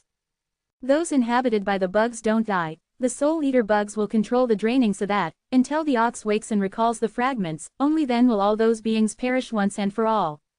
Lin Moyu asked, "Why did your ancestors seal these memories?" Little Peng shook his head. "I don't know, but there must have been a reason. The memory is filled with ancestral fear. Long ago, we must have tangled with the desolate ox, but the details are lost. Lin Moyu asked, do you know how many chaotic desolate oxes there are in the world? Little Peng shook his head again. If it wasn't in the bloodline memory, he didn't know. Creatures as impossibly powerful as the desolate ox could never be many. Born of the ancient wilds, with power to rival a supreme, whether myth or truth, at the very least it was no weaker than any full completion powerhouse. Most tellingly, it had no domain, just like the primordial worm, another signature trait of the ancient wilds, becoming peak existences without domain power. Now that Lin Moyu knew the ox's name, he realized that to learn more, he'd have to converse with it directly. But before that, he needed to make preparations, always leave an escape route. He retreated further, putting several 100 million li between himself and the beast before laying a formation. This array had two main functions: teleportation and creating clones. Controlling the cross-domain grand array made setting up teleport arrays easier than ever. This one could send him hundreds of billions of li in an instant, always in a random direction, and erase all traces of his presence. He was thorough. Against something like the chaotic desolate ox, you must never be careless. The second function created a clone, allowing Lin Moyu to send a duplicate forward, risking nothing personal. Even if the clone was slain, no true harm would come to him. Once the formation was ready, Lin Moyu activated it, remaining in reserve while infusing a shred of soul into the array, grabbing a few chaos-grade materials and refining them into a clone. The clone, looking much like Lin Moyu himself, was animated with a touch of soul, appearing lively, not stiff. Lin Moyu and Little Peng hid together within the array, while the clone approached the desolate ox. When a million li away, the clone halted and tried to rouse the beast with soul transmission. Several attempts brought no response. Lin Moyu realized he'd have to move closer. He soon entered the stone field orbiting the ox's body, some stones the size of worlds, the smallest bigger than mountains. He wove carefully among them, knowing that as long as he didn't land upon them, nothing would happen. The soul-eater bugs only inhabited their own stones and would not leave them. Still, Lin Moyu took all precautions. As he got closer to the desolate ox, the stones grew thicker and thicker. These stones did not orbit randomly, they followed fixed trajectories, like satellites, and Lin Moyu matched his pace to theirs, slow but safe. 500,000 lia, 300,000 lia, 100,000 lia. At a mere 100,000 li, the density multiplied again. Everywhere he looked was packed with swirling stones. He kept to his route, pressing on. Suddenly, a booming sound crashed through the void. Lin Moyu's face changed slightly. Sooner than expected. The boom was the desolate ox snoring. Each snore had a certain rhythm, but this time it came early. Lightning exploded from the ox, forming a web of 10,000 crackling arcs. Anyone near the beast would have no way to escape. Lin Moyu's clone could only endure. Engulfed by lightning, his clone was instantly torn to pieces, unable to mount any resistance at all. Far away, the true Lin Moyu witnessed this, sighing, "What a headache. Even the snoring isn't regular." With no hesitation, he directed another strand of his soul into the array, grabbed more materials, and swiftly forged another clone. This time, Lin Moyu waited for a round of snores to end before advancing the clone. Armed with prior experience, he navigated expertly to the 100,000 li mark, close enough that the ox's body could barely be seen in full, only a section. The rocks now crowded so thickly they merged to a solid mass. He advanced along their orbital route, closing the distance with all haste, fearing another snore would erupt. 100,000 li wasn't far. He covered it in mere minutes, now less than 10,000 li away. One last push, and the rocks would be behind him. Suddenly, several rocks nearby erupted in dazzling light, thunder rumbled, and swarms of crystalline soul-eater bugs burst forth. 4373, 4373. Chapter 4373, This creature is way too abnormal. Billions upon billions of soul-eater bugs surged from all directions, so densely packed they blotted out the sky. Each bug was tiny as dust, seemingly insignificant, and their strength was unknown. But Lin Moyu knew that if he were ever infested, his life force would be drained in an instant. Soul-eater bugs were notoriously troublesome. As Little Peng said, they could be immune to most attacks. Lin Moyu would have preferred to avoid fighting these bugs, but under these circumstances, there was no choice. World-ending Dao Palm. Lin Moyu raised his hand. Instantly, palm imprints blanketed the area in every direction. Although it was just a clone, the power of the world-ending Dao palm didn't diminish much whether from the clone or the true body. The giant palm prints crushed countless soul-eater bugs, many falling instantly. Yet, as the palm's force dissipated, the soul-eater bugs self-destructed at death, their explosions neutralizing part of the palm's power. This way, each palm only wiped out the outermost layer of bugs. It looked like a massacre, but with numbers so innumerable, it was barely a drop in the ocean. Still, Lin Moyu believed that as long as his attacks worked, that was enough. He unleashed countless palm strikes, regardless of cost, flooding every direction with remnants of his hands. The world-ending Dao palm barely taxed his reserves. Its primary resource is soul force, and his soul force was infinitely self-renewing. Even with a clone, his real body's support made this possible. That was his greatest advantage. Thousands of palm prints flew out every second, killing swaths of soul-eater bugs. The bugs kept self-destructing, neutralizing one layer after another, but no matter how endless their numbers, they couldn't get close to Lin Moyu. Clearing a path with his palms, Lin Moyu pressed onward, approaching the chaotic desolate ox. Soul-eater bugs were the ox's symbiotes and guardians, constituting the outer defense while it slept. Now that Lin Moyu broke through the defense, the bugs became furious, more masses flying forth from the stones. Some began to merge, forming giant soul-eater bugs thousands of meters long, which then vanished. After merging, the bugs increased not only in size but also in stealth. Lin Moyu had no idea how they concealed themselves. There was no sign of space fluctuations, but they simply weren't there anymore. With the undead eye activated, Lin Moyu saw clusters of enormous soul flames, the soul signatures of these huge bugs. Suddenly, dozens of giant soul-eater bugs appeared less than 1,000 meters ahead. World-ending Dao palm. Both hands fluttered, unleashing so many palm strikes that it seemed endless. The giant soul-eater bugs opened their maws wide, generating a tremendous suction that swallowed the palm strikes whole. The world-ending Dao palm was rendered useless. The giant soul-eater bugs devoured it and then targeted Lin Moyu directly. Great, roaring suction erupted from all sides, nearly tearing even Lin Moyu's clone to pieces on the spot. In this situation, Lin Moyu couldn't get any closer to the chaotic desolate ox. He couldn't even budge. That the bugs could merge and dramatically heighten their power was surprising, but it made sense. If they weren't so dangerous, they'd never have been sealed into the lonely Peng's bloodline as an existential threat. As soul-eater bugs closed in, ready to consume him, Lin Moyu summoned a roaring inferno. The world-burning fire erupted like a volcano, blazing through the chaotic void. Soul-eater bugs were tiny, mainly spiritual in nature, and for burning souls, world-burning fire was the perfect countermeasure. Lin Moyu heard the piercing shrieks of the bugs. In moments, the fire burned countless soul-eater bugs to cinders and shattered the giants. They could swallow life force and neutralize most attacks, but against world-burning fire, they had no defense. He carved a passage through with fire, crossing the stone field to stand face to face with the chaotic desolate ox. The ox's hide was covered in ravines, like monstrous canyons tossed with lightning. Rivers of thunder flowed in those chasms. At such close range, Lin Moyu tried again with soul voice. The chaotic desolate ox didn't stir. Its sleep was deep and peaceful. Lin Moyu calculated the timing. Another snore was soon coming, and there wasn't much time left. Unable to wake him, he tried a different approach. Provocation. No offense. World-ending Dao palm. Lin Moyu struck. The palm print landed on the beast's hide, scattering bits of stone, but there was no reaction. Lin Moyu felt helpless. Its defense exceeded expectations. His attack barely scratched it, let alone annoyed it. Lightning flickered in the ravines. Another snore was imminent. If the palm didn't rouse him, Lin Moyu resorted to world-burning fire. World-burning fire penetrates right to the soul, so it should be effective. But Lin Moyu also worried about provoking dangerous wrath. After all, waking someone up abruptly rarely ends well. A flame of world-burning fire flew out, struck the chaotic desolate ox, tunneled past the skin and into the soul. With undead eye active, Lin Moyu watched the ox's soul flame quiver slightly, then sensed his fire dissipate. World-burning fire, always effective, only twitched the ox's soul flame imperceptibly. Lin Moyu was speechless. The beast's defense wasn't just physical but spiritual too.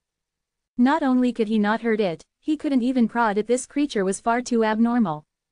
Boom! Thunder exploded, rivers of lightning cascaded from the canyons, drowning Lin Moyu's clone in an instant. The clone perished, and a billion li away, Lin Moyu could only sigh and prepare another. He formed a new clone, waited for the snore to end, then approached again to try waking the chaotic desolate ox. Suddenly, everything blurred. A massive eye filled his field of vision. The ox, a billion li away, appeared before him in a flash. Lin Moyu instinctively tried to activate the escape array, but found himself paralyzed. Body and soul would not respond. A formless force rendered him helpless, unable even to leave. His array was suppressed, petrified and inert. Everything surpassed Lin Moyu's expectations. The desolate ox had woken, homed in on him instantly, and was now directly confronting him. Its immense eye, like a world, stared down, filling Lin Moyu with crushing pressure. In its gaze, Lin Moyu saw his own reflection, so small, so insignificant. Then, the ox slowly retreated, and after moving 10,000 li away, Lin Moyu could just make out some of its immense shape. A deep, thunder-ridden voice boomed, "You've finally come." Lin Moyu's heart skipped. There was too much meaning in those words, only a few would truly understand. Without waiting for Lin Moyu to reply, the chaotic desolate ox opened its mouth. "Come inside, let's talk." 4374, 4374. Chapter 4374, Call Me Old Ox. The chaotic desolate ox was unimaginably massive. When it opened its mouth, it seemed boundless, and Lin Moyu felt it could easily swallow a small domain whole. Lin Moyu knew, with a being of this level, if it truly wanted to harm him there was no need for any tricks, it could kill him in the blink of an eye. So, without further hesitation, he entered the ox's mouth. The ox's mouth slowly closed, plunging Lin Moyu into darkness, though strangely there was no foul smell. He felt as if he'd entered a domain unto itself. But the chaotic desolate ox shouldn't have a domain, yet this sensation. Slowly, light returned, carried on a gentle breeze scented faintly of earth, a refreshing, exhilarating feeling. In the light Lin Moyu saw a boundless expanse of grassland, green waves rolling in the wind, and a solitary great tree far away that stood prominent but not out of place. "Come over," called a voice from beside the tree. Lin Moyu went, finding a lakeside and, beneath the tree, a middle-aged man sitting at a small tea table, fragrant tea brewing before him. The tea aroma alone marked it as extraordinary. Ever since entering chaos, this was the first tea Lin Moyu had smelled that was so alluring. In the chaos, living beings had various passions, but tea lovers were quite rare. "Sit," said the man without ceremony. Lin Moyu knew this was the chaotic desolate ox. He sat down without pretense. A cup of tea floated to Lin Moyu, and the ox growled, "Drink."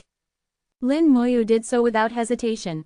The tea was fragrant and gentle, but upon entering his stomach it turned searing hot like thunder. It burst into countless hot currents rushing through his body, then into his soul, becoming a mighty river of thunder targeting the chaos ancestral tree.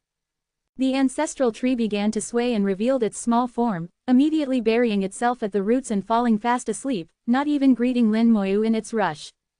Bathed in this torrent, its aura quickly soared. Lin Moyu was stunned. "Senior, this tea has waited for you for countless years," rumbled the ox. Lin Moyu asked, "How did you know the one you're waiting for is me?" "World-burning fire," the ox replied simply. The legendary world-burning fire, a gift from the mysterious master, was enough for the ox to recognize Lin Moyu clearly. That master was no ordinary Tao Venerable, not just someone from the great world. Lin Moyu wanted to ask more, but the ox cut him off. "Call me old ox." Lin Moyu nodded. "Old ox, Senora." Again, the ox interrupted, "Just old ox." Now Lin Moyu understood his temperament and intent. "Old ox, do you know who the original owner of the world-burning fire was?" Old ox took a sip of tea different from what Lin Moyu had just drunk, which had been prepared for him over countless years. "I know, but it doesn't matter," he said. The implication was clear. He knew, but wouldn't tell. Lin Moyu realized there was no point pressing further. Maybe it wasn't time for him to know. Actually, he still had many questions. For example, the chaos ancestral tree. That cup of tea was clearly for the ancestral tree, so the ox must have known it existed. It seemed that everything happening to Lin Moyu, or even to Lin Mohan, his sister, was all part of a carefully engineered plan against Tao. "You'll understand in time, no need to worry about it now," said Old Ox, forthright and full of deeper meaning. This wasn't the time for Lin Moyu to ponder these things. Knowledge meant nothing unless he could surpass the ones who plotted it all. Lin Moyu said, "The catastrophic Supreme's Araya." Old Ox said, "It's their go, handle it, and I'll finally be free." Following Old Ox's direction, Lin Moyu saw, far off in the void, an array wreathed in lightning. After watching for a while he could clearly identify the catastrophic Supreme's handiwork. A leaf drifted down and hovered before Lin Moyu. Old Ox said, "Anything worth telling is in that leaf, look at it after I'm gone." Lin Moyu understood. Old Ox had waited here for many years, and the time for release had come. He should hurry up and finish his business and leave, not waste time lingering. He put away the leaf. Deep down, he knew Old Ox couldn't truly be released at best, he could complete his old mission. This game would last a long time yet. Lin Moyu asked, "Old Ox, out on one of your stones is a chaotic lonely pung. Could you let it go?" Chaotic lonely pung. Old Ox searched, eyes flashing as if checking his surroundings. So many stones circled him, many with living beings on them. The lonely pung was just one of many, no more significant than the rest. Moments later, Old Ox seemed to find it. "All right, let it go."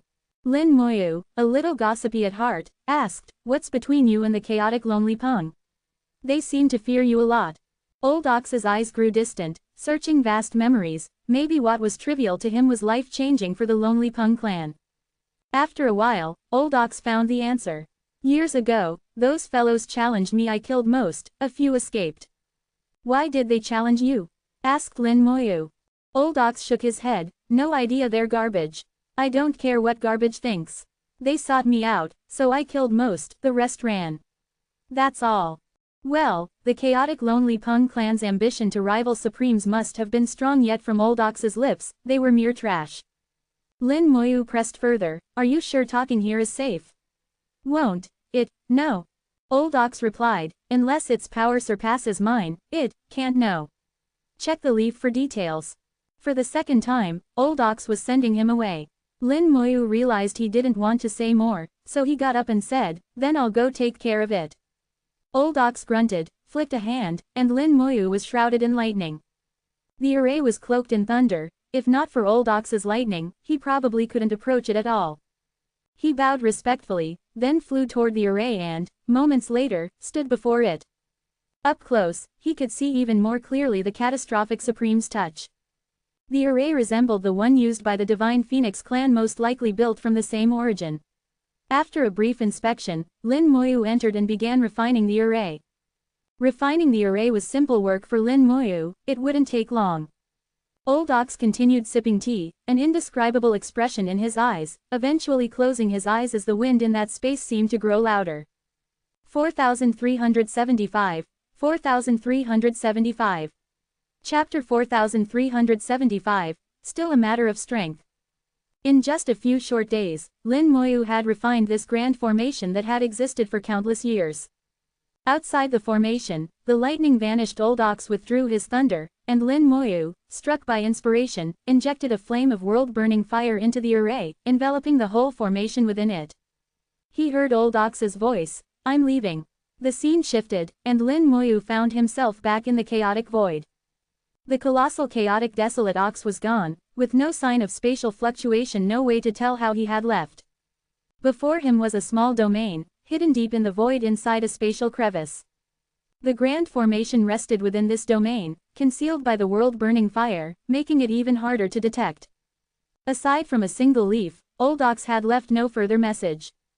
Lin Moyu sent his soul into the leaf. The leaf turned to dust, vanishing as a torrent of information poured into his soul world. The chaotic desolate Ox, like the primordial worm, came from the ancient wilds and possessed a strange power called primordial wild weight. The level of power from primordial wild thunder matched that of Tao. That's why the catastrophic Supreme entrusted this formation to the Ox. It could evade Tao's detection. The Ox joined their arrangement, guarding the formation for untold years until Lin Moyu's arrival. As Lin Moyu had guessed, the Ox was not truly freed, only the duties of his role had ended. This time, as he departed, he would go to the ancient wilds, likely to join up with Tianjuzi and others in preparation for the final battle. That cup of tea, named Wild Water (EA degree), was refined from the essence of ancestral water and many rare treasures of the ancient wilds. From antiquity to now, only a single cup was made. No one but the owner of the Chaos Ancestral Tree could drink it. Anyone else would die, body and soul. In other words, wild water was prepared solely for the Chaos Ancestral Tree. Its specific effect wasn't fully detailed in the leaf, which only explained that it was of great use to the ancestral tree. This showed how deep the catastrophic Supreme's planning ran. Even the Chaos ancestral tree was a part of the arrangement. After all, they understood clearly their opponent was Tao, the most difficult foe in all of Chaos. Reading this, Lin Moyu wondered, why did the chaotic desolate ox join them? If he just fled to the ancient wilds, he'd be safe. And he doesn't seem like one who'd want to upset the heavens. Could there be more secrets? Aside from these insights, the leaf also detailed parts of the Grand Formation and Domain. This domain was formed by the catastrophic Supreme using a domain seed. From its inception, the Chaos Desolate Ox infused it with primordial wild thunder. Though not large, the domain's tier was extremely high, thus able to bear such a grand formation. Because of the primordial wild thunder, it couldn't birth living beings. It could only serve as a formation plate. The benefit was its high tier and the fact that Tao could not easily discover it. Lin Moyu set up a new teleport formation inside the domain, so he could come back whenever he wished. He then concealed the domain, returning truly to chaos. Not far off, a chaotic lonely Pung floated, still in a dormant state but now free thanks to being released. Lin Moyu called out, "Little Pung, your clansman is safe." Overjoyed, Little Pung shouted, "Thank you, father." Lin Moyu said, "I asked. It was your people who provoked him back then, so he wiped most out. Best not think about revenge." Little Pung shook his head vigorously, "Never crossed my mind. He's terrifying, we're no match. Ancestors warned us not to think about revenge." Lin Moyu chuckled, "Your clan was bold, not just eyeing the Supreme's position but even daring to challenge the chaotic desolate ox. Who knows what you were thinking?" Little Pung said, "I really don't know. Ancestors never told us, probably didn't want us to know. If not for this accident, those memories would have stayed buried forever." Lin Moyu asked, "What will you do now?" Little Pung flew to his clansman and exhaled a gray mist, enveloping and helping him recover. After a while, he returned. "That's all I can do. It should help speed up his recovery. But this dormant state may last 10,000 years or more. As long as nothing unexpected happens, he'll eventually recover." Lin Moyu set another formation to hide the area in the void. Chaos is vast. No one might pass this region for 10,000 years, and even if they did, Lin Moyu's formation would ensure they found nothing. He also had Little Pung leave a message in the array, then the two of them departed. With the eastern extreme dragon python leading, Lin Moyu headed back toward the central domain. Little Pung asked, "Once we're back in the central domain, where next?" Lin Moyu replied, "The eastern extreme trip went rather well. Once back, I'll head for the northern extreme." Little Pung was puzzled, "Why the northern extreme?" Lin Moyu replied, "The western extreme is too far. North or south would both work, but the southern extreme might be at war with the central domain. I don't want to get involved, so I'll go north first. If the war's over by the time I'm back, then I'll try the south. If not, I'll go west next, or maybe even the upper and lower domains. In any case, I need to visit all three remaining extremes. The order doesn't really matter, just whichever is the most convenient." Lin Moyu was very easygoing about this, and so was the catastrophic Supreme. There was no required sequence for refining the formations. All he needed to do was go and take control. The order was unimportant. From his earlier glimpse at the conversation of the Supremes, Lin Moyu realized that the chaos-wide domain wars had internal causes. He'd also noticed that not every Supreme was on the catastrophic Supreme's side. The Supreme of the eastern extreme was just a bystander, neither involved nor opposed. The other three extreme Supremes, friend or foe, it was impossible to say. People change. Even if someone was a comrade in the past, countless years alter everything. So catastrophic Supreme left no explanations. This was something to be judged personally. Right now, Lin Moyu's only worry was lack of enough strength. If someone like the chaotic desolate ox turned hostile, he'd be in mortal danger, with no hope even of escape. But gaining power wasn't something that could be accomplished overnight. Looks like my preparations for the north will need to be even more thorough next time. Little Tree is now in deep sleep, its aura ever stronger, already beyond mine. Maybe, once it wakes, it will be a big help. But personal strength is what matters most. Still, it's too hard and needs time, it can't be rushed." The eastern extreme dragon python kept tearing open the void, gradually drawing nearer to the cross-domain teleport array. Suddenly, Lin Moyu's expression shifted and he snapped to attention. "Oh. 4376, 4376. Chapter 4376, The Eastern Extreme Dragon Python Comes Knocking. What's wrong? Little Peng didn't know what had happened or why they had stopped so suddenly. Lin Moyu responded quietly, someone is following us. Little Peng sensed nothing, but if Lin Moyu said so, he believed it absolutely. Lin Moyu questioned the Eastern Extreme Dragon Python, but it hadn't sensed anything either. Still, Lin Moyu trusted his own instincts. Just now, a feeling of danger had arisen in his soul. If he continued on this path, danger was certain. Even after stopping, the sense of danger did not vanish. In fact, it grew stronger. Lin Moyu felt as if an invisible web was slowly closing over him. But in reality, he found nothing out of the ordinary. I'll give it a try, Little Peng said. He began to glow faintly, spitting large amounts of gray mist that merged and disappeared into chaos. As he did so, he explained, because we're cursed by the Supremes, most of us have acted alone for years. Acting alone in chaos is dangerous, so we've learned how to sense and guard against threats. My breath can scan a range of tens of millions of li for a short period, even into deep space. If anyone is in that range, I'll notice. The breath served only to sense life within range, it had no other effects. As a chaotic lonely Peng, Little Peng was used to solitude, always alert, never trusting easily. After spraying the mist, he focused. A few moments later he said, there's a life form in deep space, pointing to a spot where nothing could be seen. Space here was complicated. Many chaotic beings could move freely in deep space, but in the eastern extreme, the most common were the eastern extreme dragon pythons. Lin Moyu sent several dragon pythons flying out toward the spot Little Peng indicated. They disappeared into deep space like swimming into a great river, and Lin Moyu's senses followed. Deep space, unlike the bleak chaos, was vibrant, full of shifting colors and radiant streams. No one knew how many layers. Chaos space truly had some places were thick with layers, some thin. Entrances, cracks, and crossings developed between these layers.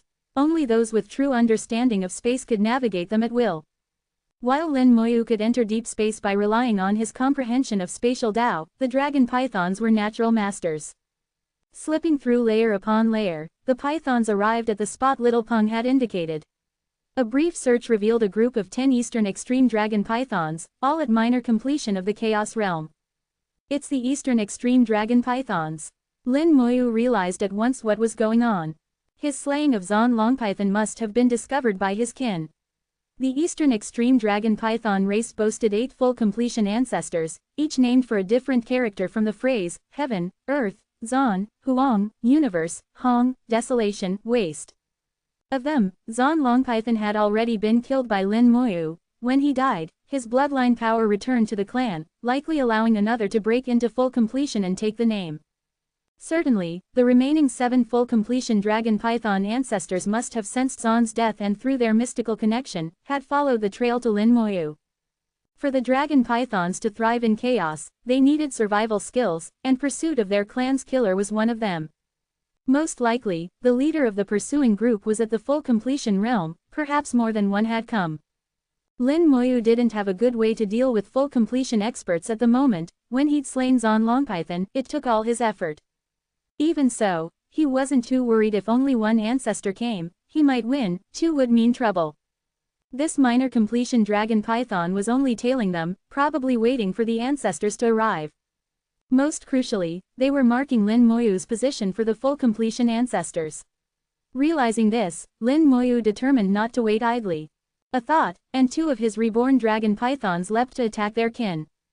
Meanwhile, Lin Moyu pressed onward toward the cross-domain Grand Array. If the enemy wanted to follow, they'd pay a price in blood. He summoned vast numbers of undead thralls, sending them in all directions to obscure his tracks. Their presence wouldn't stop the pursuers but would create enough chaos to interfere. His other reborn minions also scattered, blending with the undead thralls to further disrupt any pursuit. Lin Moyu guessed the enemy could track him mainly through the dragon pythons he'd reborn. Despite their rebirth, the connection of their bloodlines likely remained, making them ideal beacons. Otherwise, it would be much harder for anyone to find him in the boundless chaos. Soon, messages came from the undead thralls. They had encountered the eastern extreme dragon pythons and were engaged in combat. Instantly, Lin Moyu's feeling of danger faded. The plan was working and his actions were enough to disrupt pursuit. Yet it was only a temporary fix. The cross-domain array was getting closer, and once inside it, he'd be invincible, able to stay, fight, or flee as he wished. No number of full completion experts was a match for the power of a cross-domain array. Suddenly, space surged and churned. Layers upon layers of space were disturbed, making even the region's surface turbulent. While traversing the space, Lin Moyu was forced out, cast back into the plane of the chaotic void. Vast power rampaged through the void. Fierce auras raged. A great battle was underway, shaking the surrounding space, making further movement impossible. Father, over there, Little Peng pointed. Roughly 10 million li away, a fierce fight was unfolding. 3 Chaos Realm Great Completion cultivators were amidst a swarm of Eastern Extreme Dragon Pythons, with 3 equally powerful Dragon Pythons at their head, wielding space talents with backup from the rest, giving them an advantage for the moment. But the cultivators weren't weak, and the fight was still even. These cultivators seem to be from the central domain. Shall we help them? Lin Moyu checked the battlefield. Both sides were at Chaos Realm Great Completion, but there was no sign of full completion carnage. Looking farther still, Lin Moyu could sense more Eastern Extreme Dragon Pythons in the region, all exerting their spatial power and claiming this area. As fate would have it, the cross-domain Grand Array was also here. He glanced at his array disk. It flickered but could not be used. The space was far too chaotic for teleportation. The only option was a direct charge. A soul-piercing needle appeared in his hand and vanished into a wisp of light. Moments later, wails rang out. A Chaos Realm Great Completion Eastern Extreme Dragon Python fell dead on the spot. 4377, 4377. Chapter 4377, Breakthrough. Lin Moyu acted instantly, wielding the soul-severing needle to directly kill one Eastern Extreme Dragon Python at great completion of the Chaos Realm. At the same time, he pointed and declared, "Corpse explosion." With a loud boom, the remaining 2 Great Completion Dragon Pythons were blown apart on the spot. From start to finish, in less than half a second, 3 Great Completion Chaos Realm Dragon Pythons had been annihilated. So long as he had their corpses, killing them was as easy as eating or drinking for Lin Moyu. He even thought to himself, if he ever had an infinitely powerful corpse at his disposal, he could even insta-kill Dao. Of course, that was just wishful thinking. Countless undead minions swarmed out, energetically attacking the remaining Eastern Extreme Dragon Pythons. At this moment, the 3 cultivators from the central domain hadn't fully reacted. One moment they were fighting hard, and the next, their foes had suddenly died. "Go!" Lin Moyu shouted, surging forward, unfurling the wings of chaos, stirring chaotic winds, and releasing the Chaos Disturbance Array disk. The Chaos Disturbance Array activated. Combined with the wings of chaos, the space of the whole area churned like a vortex. Anyway, the Eastern Extreme Dragon Pythons had already locked down the space, even disabling his teleportation arrays, so if the space was going to be a mess, it might as well be complete chaos. Though the void was chaotic, the cross-domain Grand Array still hid within deep space, unperturbed by outside disturbances. The cross-domain Grand Array was simply on another level. It was almost its own little world, unaffected by such conflicts. The problem was that Lin Moyu needed to get within 10,000 li to enter the Grand Array. If space grew any more chaotic, even 10,000 li might not be close enough. If nothing else works, I'll just make the Grand Array reveal itself. If all else fails, I'll move it somewhere else. Lin Moyu reasoned. As the array's true master, he could relocate it as needed. Speeding through the chaotic void, the spatial gift of the Eastern Extreme Dragon Pythons had lost all effectiveness for now. The 3 cultivators from the central domain finally caught on, following the guidance of their array disks in pursuit of the cross-domain array. Most of the surrounding dragon pythons had their hands full with the undead, unable to chase the humans. Suddenly, a terrifying hiss and a dragon's roar erupted. A sharp sword tore through the void, trailing a blazing plume, restoring calm wherever it passed. A domain treasure. Lin Moyu instantly recognized the sword as a domain treasure, its aura infused with thick spatial power, clearly a weapon of a full completion Eastern Extreme Dragon Python ancestor. From its tail flame emerged a gargantuan python, radiating the crushing force of full completion. That was quick. Lin Moyu was still 10 million li from the cross-domain Grand Array. Normally, that was a trivial distance, but now it felt immense. The Eastern Extreme Dragon Python ancestor unveiled its true form, a massive beast 1,000,000 meters long. Its great tail swept the void. The terrifying force tore space apart. The 3 central domain cultivators were sent flying, screaming. Terror-stricken, they could only flee. The power of a full completion expert was beyond hope of victory. But with the area in chaos, even their secret escapes would probably fail. The sword's light flickered, slicing through the 3 cultivators but not quite killing them, only leaving them grievously wounded. Desperately, they tried to escape, but survival was uncertain. The 3 took the worst of the attack, while Lin Moyu absorbed the aftershocks with his wings of chaos, only being pushed back 1,000 li before regaining footing. Who was that? Lin Moyu demanded of his undead dragon python, who, as a member of the clan and at great completion, would certainly know. Reporting to Master, that's Ancestor Hong. Heaven, Earth, Zan, Huang, Universe, Hong, Desolation, waste the 8 great ancestors, with this one being Hong Long Python. Lin Moyu appraised Hong Ancestor. He seemed a cut above Zan Longpython, especially with his domain treasure sword. Hong Longpython stared at Lin Moyu, thunderstruck. You actually control him. Realizing Lin Moyu could control his relatives, Hong was not only shocked but radiated killing intent. Lin Moyu said nothing. The face of a full completion expert made deception pointless. Time would be better spent devising a counter. Unlike Zan Longpython, Hong here was at his peak. Killing him would be tough, plus more full completion pythons might show at any moment. The best option was to get inside the cross-domain array, as fast as possible. Seeing Lin Moyu's silence, Hong's gaze sharpened. A domain phantom appeared. His domain treasure returned to hover within it. The domain's projection loomed over billions of li, as a mirror-like magic treasure rose. Suddenly, Lin Moyu noticed wisps of gray air emanating from his body. Causality. The gray mist wasn't his, but a manifestation of karma. Hong had a treasure that manipulated karma itself. The mist coalesced into the likeness of Zan Longpython. Hong Longpython howled, "You killed old Zan." Lin Moyu hadn't expected such a treasure. Now that he had been identified, there was nothing more to say. His aura skyrocketed. Ascension. In a flash, he advanced from minor completion to great completion of the Chaos Realm. His undead army rapidly strengthened too. Still nowhere near full completion, but his power had multiplied several times. Most importantly, his ascension made his wings of chaos stronger, turning the space around him into utter chaos. World-ending Dao Palm, chaotic wind. Lin Moyu released everything at once. Thousands of palm strikes rained toward Hong Longpython, strong enough to wipe out worlds. The wings of chaos summoned winds, each gust carried a curse. Hong Longpython sneered, "How naive." His domain projection flared, wielding his immense claws. A blade of light sundered Lin Moyu's palms. But curses stalked him silently. He shuddered, stunned for an instant. Corpse explosion. Lin Moyu's will triggered the corpses of the 2 slain great completion dragon pythons to explode into nothingness. At the same time, his monumental willpower burst forth. More than 100 drops of ancestral water turned to vapor in his hands. He hadn't used willpower and ancestral water in some time against a peak full completion foe. He needed every advantage. With ascension, willpower, and ancestral water, the force of the corpse explosions reached its apex. Boom! Twin explosions landed on Hong Longpython, who bellowed in agony as his body was torn apart. He couldn't even tell where the attack had come from. It detonated within his own body. His soul wounded, body shredded. 3 reborn dragon pythons, Lin Moyu's minions, joined in, entering Hong's domain and immediately self-destructing, just as against Zan Longpython. Before Hong could recover from the corpse explosions, it was far too late. His domain was blasted open, his cries echoing through the void. 4378. 4378.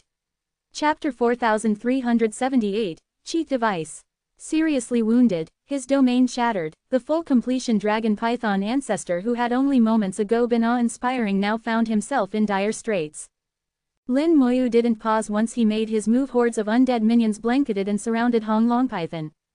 Screams mixed with furious roars while sword light whipped in from afar as Hong Longpython recalled his domain treasure.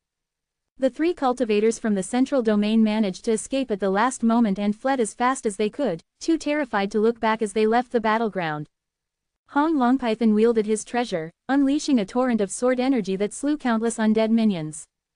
But their numbers were endless. Kill one, another would revive, making it impossible for Hong Longpython to dispel them all.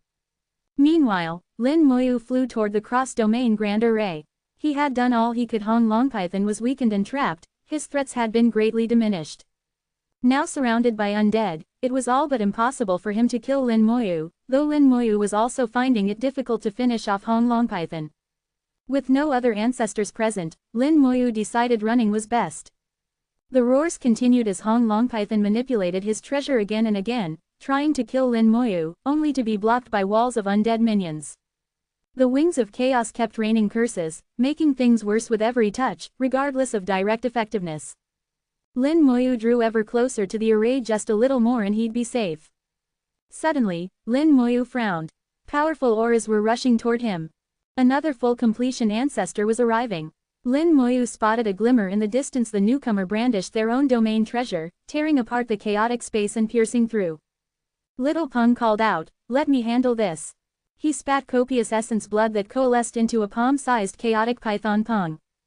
"Ancestor, save me," Little Peng cried. From that essence blood a terrifying figure appeared, summoned from the power of time itself, whether by a unique talent or spell Lin Moyu couldn't tell. The summoned ancestor, at least as strong as full completion, charged forward, smashing the oncoming dragon python ancestor aside. It only knocked the newcomer back. Injuring them was another matter. Instantly, the ancestor resumed the attack. Hong Longpython howled, "Old you, kill him. He's the one who killed old Zan." Little Peng sighed, "I'm too weak, I could only do this much." Lin Moyu nodded, "It's enough." With that, Lin Moyu produced the cause-seeking ring, murmuring, "Effect without cause in the next half hour, I won't suffer any injury." He activated the ring, filling the area with the power of karma. The cause-seeking ring was one of Lin Moyu's trump cards. It could ward off disaster and turn the tables on foes. Furthermore, the ring's effect was completely unreasonable. As long as Lin Moyu withstood the backlash, it was practically godlike, a true cheat device. But Lin Moyu could resurrect countless times, making the ring in his hands even more terrifying. Aware of his own lack of strength, Lin Moyu knew he couldn't use the ring recklessly. He must stay within what he could endure. The backlash rushed in. Before karma solidified, Lin Moyu's body exploded, shattering into dust. But the very next instant, he revived, only to shatter again. Again and again, dying and resurrecting, Lin Moyu silently endured the pain. Little Peng had gotten used to this. Quietly, he helped Lin Moyu soar toward the array. Though the summoned ancestor delayed their foe and expended much effort, Little Peng's energy was now depleted, his aura unstable. Being only half-step into the chaos realm, this feat took a heavy toll. Yu Longpython, the newly arrived ancestor, saw Lin Moyu repeatedly dying and reviving. At first, he was baffled, not understanding what Lin Moyu was doing. But that didn't matter. He struck out, unleashing his domain treasure. A colossal claw crossed the void, striking at Lin Moyu's head. Lin Moyu, barely revived, tucked into his storage space as the claw fell. Being struck was no issue, it just meant dying and reviving again. But if Little Peng were hit, it would be catastrophic. A full completion attack augmented by the ancestor's domain treasure was devastating. Struck during a resurrection interval, Lin Moyu was reduced to ashes. The dragon pythons barely had time to rejoice before Lin Moyu, bathed in purple glow, revived again. And then he died again. He hadn't died enough yet, the ring's backlash was still active. Yu Longpython kept up the assault, killing Lin Moyu again and again, 70 or 80 times in all, until the ring's backlash was exhausted, and the effect without cause took hold. A peculiar aura enveloped Lin Moyu just as Yu Longpython struck again. Lin Moyu did nothing. The attack was suddenly diverted by an unseen force into the void and disappeared. Yu Longpython was baffled by the impossible scene. He kept attacking, growing irate. He didn't believe Lin Moyu couldn't be killed. But every attack vanished just before reaching Lin Moyu. Lin Moyu smiled. The cause-seeking ring hadn't let him down. Once the karma took effect, he was invincible for half an hour. He could hit others, but no one could hurt him. Unless Lin Moyu suspected the ring's power was of the same grade as Dao. Only those at the same level could truly threaten him. Not even a supreme would be able to touch him. Where did Yu Longpython's attacks go? How did the ring make Lin Moyu immune? Lin Moyu didn't care as long as it worked.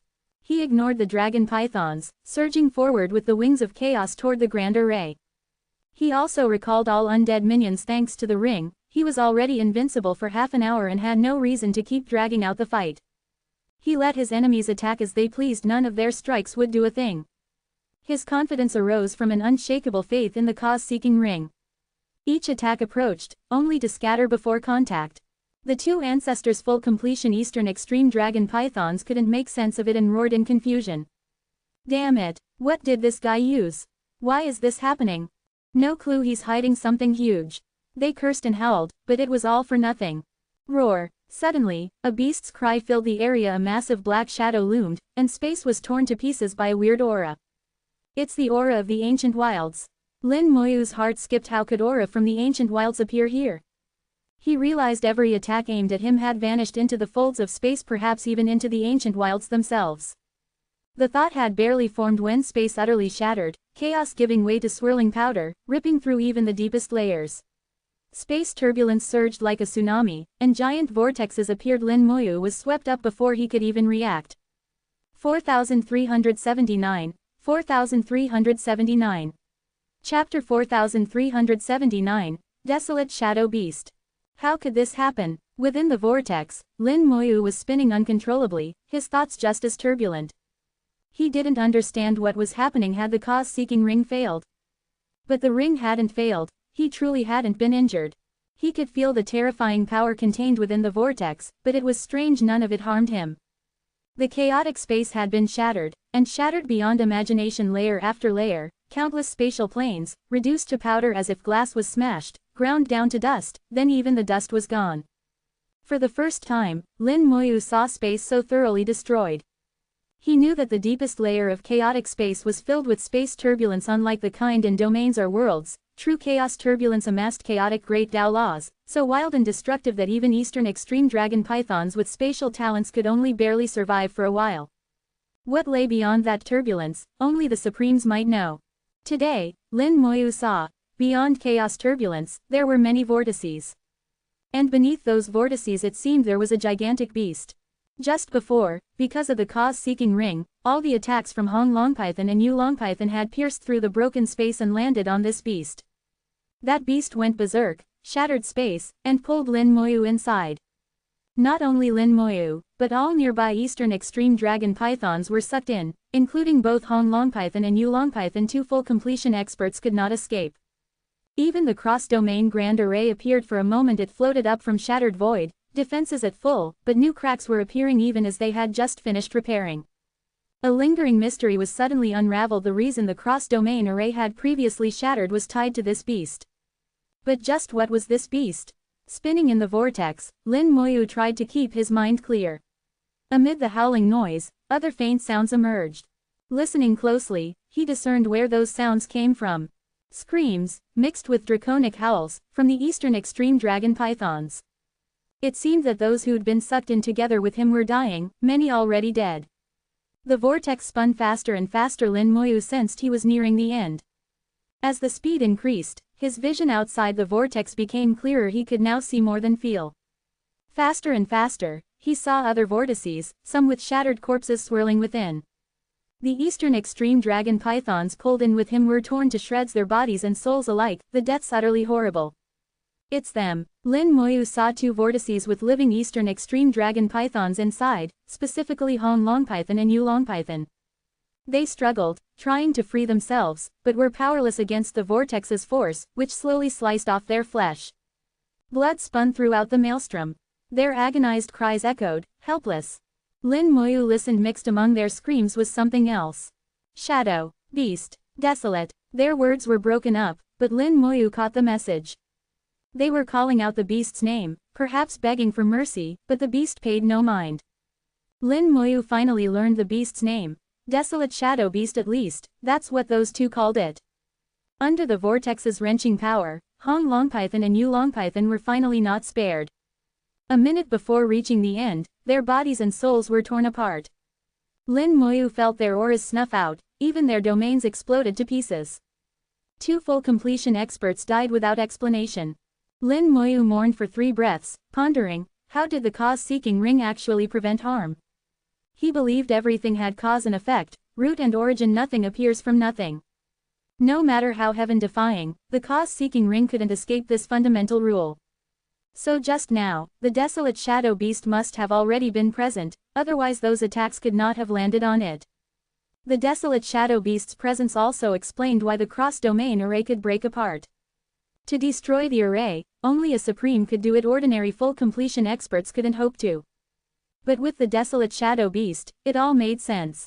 Finally reaching the end of the vortex, at the moment of exit, Lin Moyu suddenly coughed violently.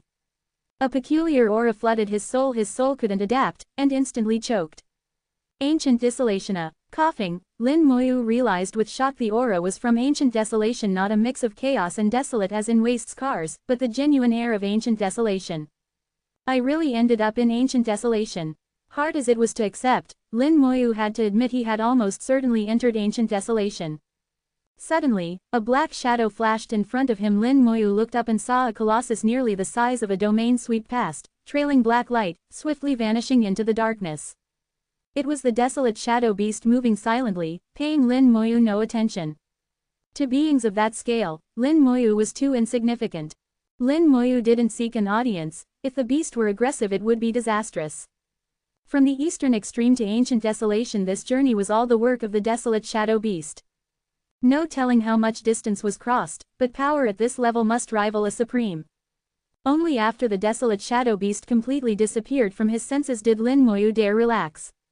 Now, within Ancient Desolation, he had two options. First, search the area for the catastrophic Supreme's array, making the best of circumstances. Second, return to chaos. Lin Moyu now had 3 arrays under his control, faintly connected, so he could retrace his way. How far or how long those methods would take was uncertain. Suddenly, dazzling light swept over his eyes, and countless beams shot from afar, slicing past him and into the distance before he could react. By sheer luck, none of the rays struck him. Any one of them could have shattered him, possibly killing him repeatedly. Fortunately, the cause-seeking ring still protected him. He survived unhurt. Ancient Desolation is truly dangerous. Lin Moyu recalled this saying. Danger was everywhere. Immediately he produced the Calamity crossing boat and boarded it, boosting his safety. He called Little Peng out. Do you know the desolate shadow beast? 4380. 4380. Chapter 4380. Go back or accept fate. Desolate shadow beast. Little Peng searched his bloodline memories, accumulated over countless years, and though the information was vast, a thorough search took a moment. After checking, he shook his head. There's no information on a desolate shadow beast, but there is something called a shadow desolate beast. Desolate shadow beast, shadow desolate beast, the latter sounded more natural. Little Peng described the shadow desolate beast in general terms, and Lin Moyu realized he'd misunderstood the name earlier. He had pieced together those broken cries from Hong Longpython and Yu Longpython incorrectly. The true name of the giant beast was Shadow Desolate Beast. The Shadow Desolate Beast is a unique giant born in Ancient Desolation, living in the deepest layers of space. They roam spatial turbulence, and are said to reach the very deepest regions of space, somewhere even supremes cannot go. Only these beasts know what lies in the deepest layers of space. Ordinarily, they rarely appear like the shadows of chaos and desolation, silently lurking. Nonetheless, their strength is formidable, second only to supremes and surpassing most full completion experts. There are stories of supremes hunting them, but these beasts can merge with shadows and slip into the deepest space where supremes cannot reach, so the hunts always failed.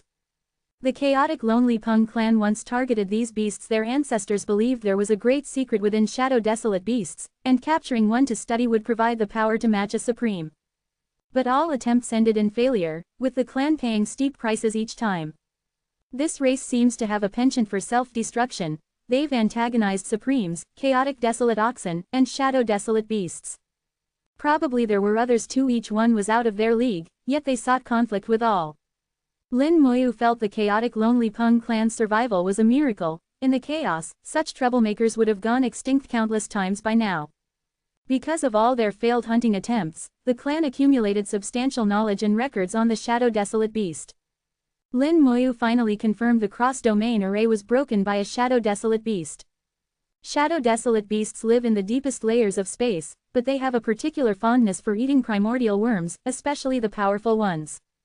And the core of the cross-domain array happened to imprison a full completion Chaos Realm primordial worm, a top specimen, which was an irresistible delicacy. On top of that, the catastrophic Supreme's formation constantly extracted power from the worm, sending waves through space. Those waves were detected by a Shadow Desolate Beast. Like a starving wolf tracking a scent, the beast came to investigate. It didn't quite succeed. The array was too powerful. Although the array was torn apart, it never reached the core. Within the core, the catastrophic Supreme's array waited, and attacking it would trigger a fierce counterattack. The Shadow Desolate Beast must have sensed danger and withdrew, but apparently still lingered nearby, unable to let go. As it was always concealed in the deepest space, nobody realized it was there.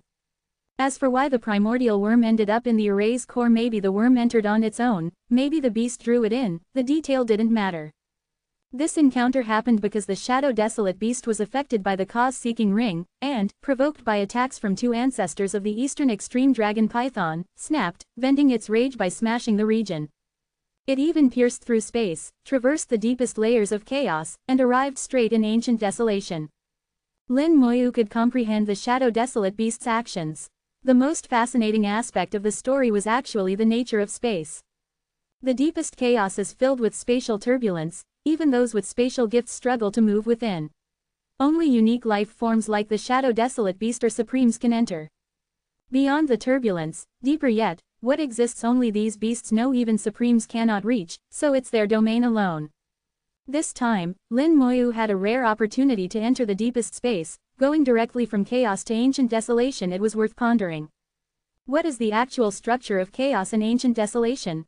Why is the deepest part of chaos directly adjoining ancient desolation? Lin Moyu had no answers. This question was beyond his understanding. Little Peng asked, confused, "Father, what are you thinking?" Lin Moyu replied, "I'm wondering whether we should look around ancient desolation, or try to return to chaos." Little Peng obediently said, "I'll follow your lead." Although Lin Moyu was tempted to explore ancient desolation, his strength was insufficient. Only with the Calamity crossing boat could he move about safely. If he left the boat, danger could strike any time, so prudence suggested returning to chaos. Yet having come all this way, the idea of leaving so quickly was hard to accept. Just as he was considering this, a loud crash shook the Calamity crossing boat. Lin Moyu focused, and the exterior of the boat came into view. At some point, a massive worm appeared outside, shaped vaguely like a centipede, but vastly larger, stretching more than 10,000 li. Its body bristled with blade-like legs, giving it a terrifying aspect. It seemed quite curious about the boat. Its front legs tapped the hull lightly. He could see it wasn't striking hard, yet the boat shook violently with each tap. Clearly, if such a tap struck a person, even a full completion expert, it would be dreadful. Ancient desolation is truly a fearsome place, mysterious and unknown. Full completion is the baseline for survival here. A mere great completion chaos realm cultivator could die at any moment. Little Peng said, "This is called a myriad-legged worm, very common in ancient desolation. Its strength is close to great completion in chaos, but its attack is comparable to full completion."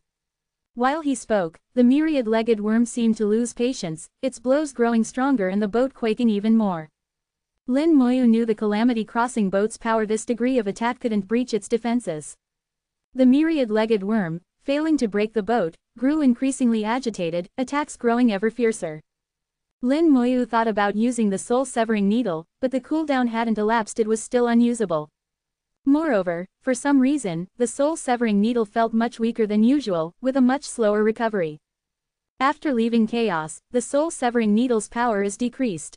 Lin Moyu realized it was because he was now in ancient desolation. The needle had lost the support of chaos, Dao laws, losing much of its strength. Simultaneously, Lin Moyu sensed something odd. Strands of energy from the soul-severing needle drifted into the void, aiming straight at the central domain. Previously, this energy was hidden within chaos laws. Lin Moyu hadn't noticed a thing.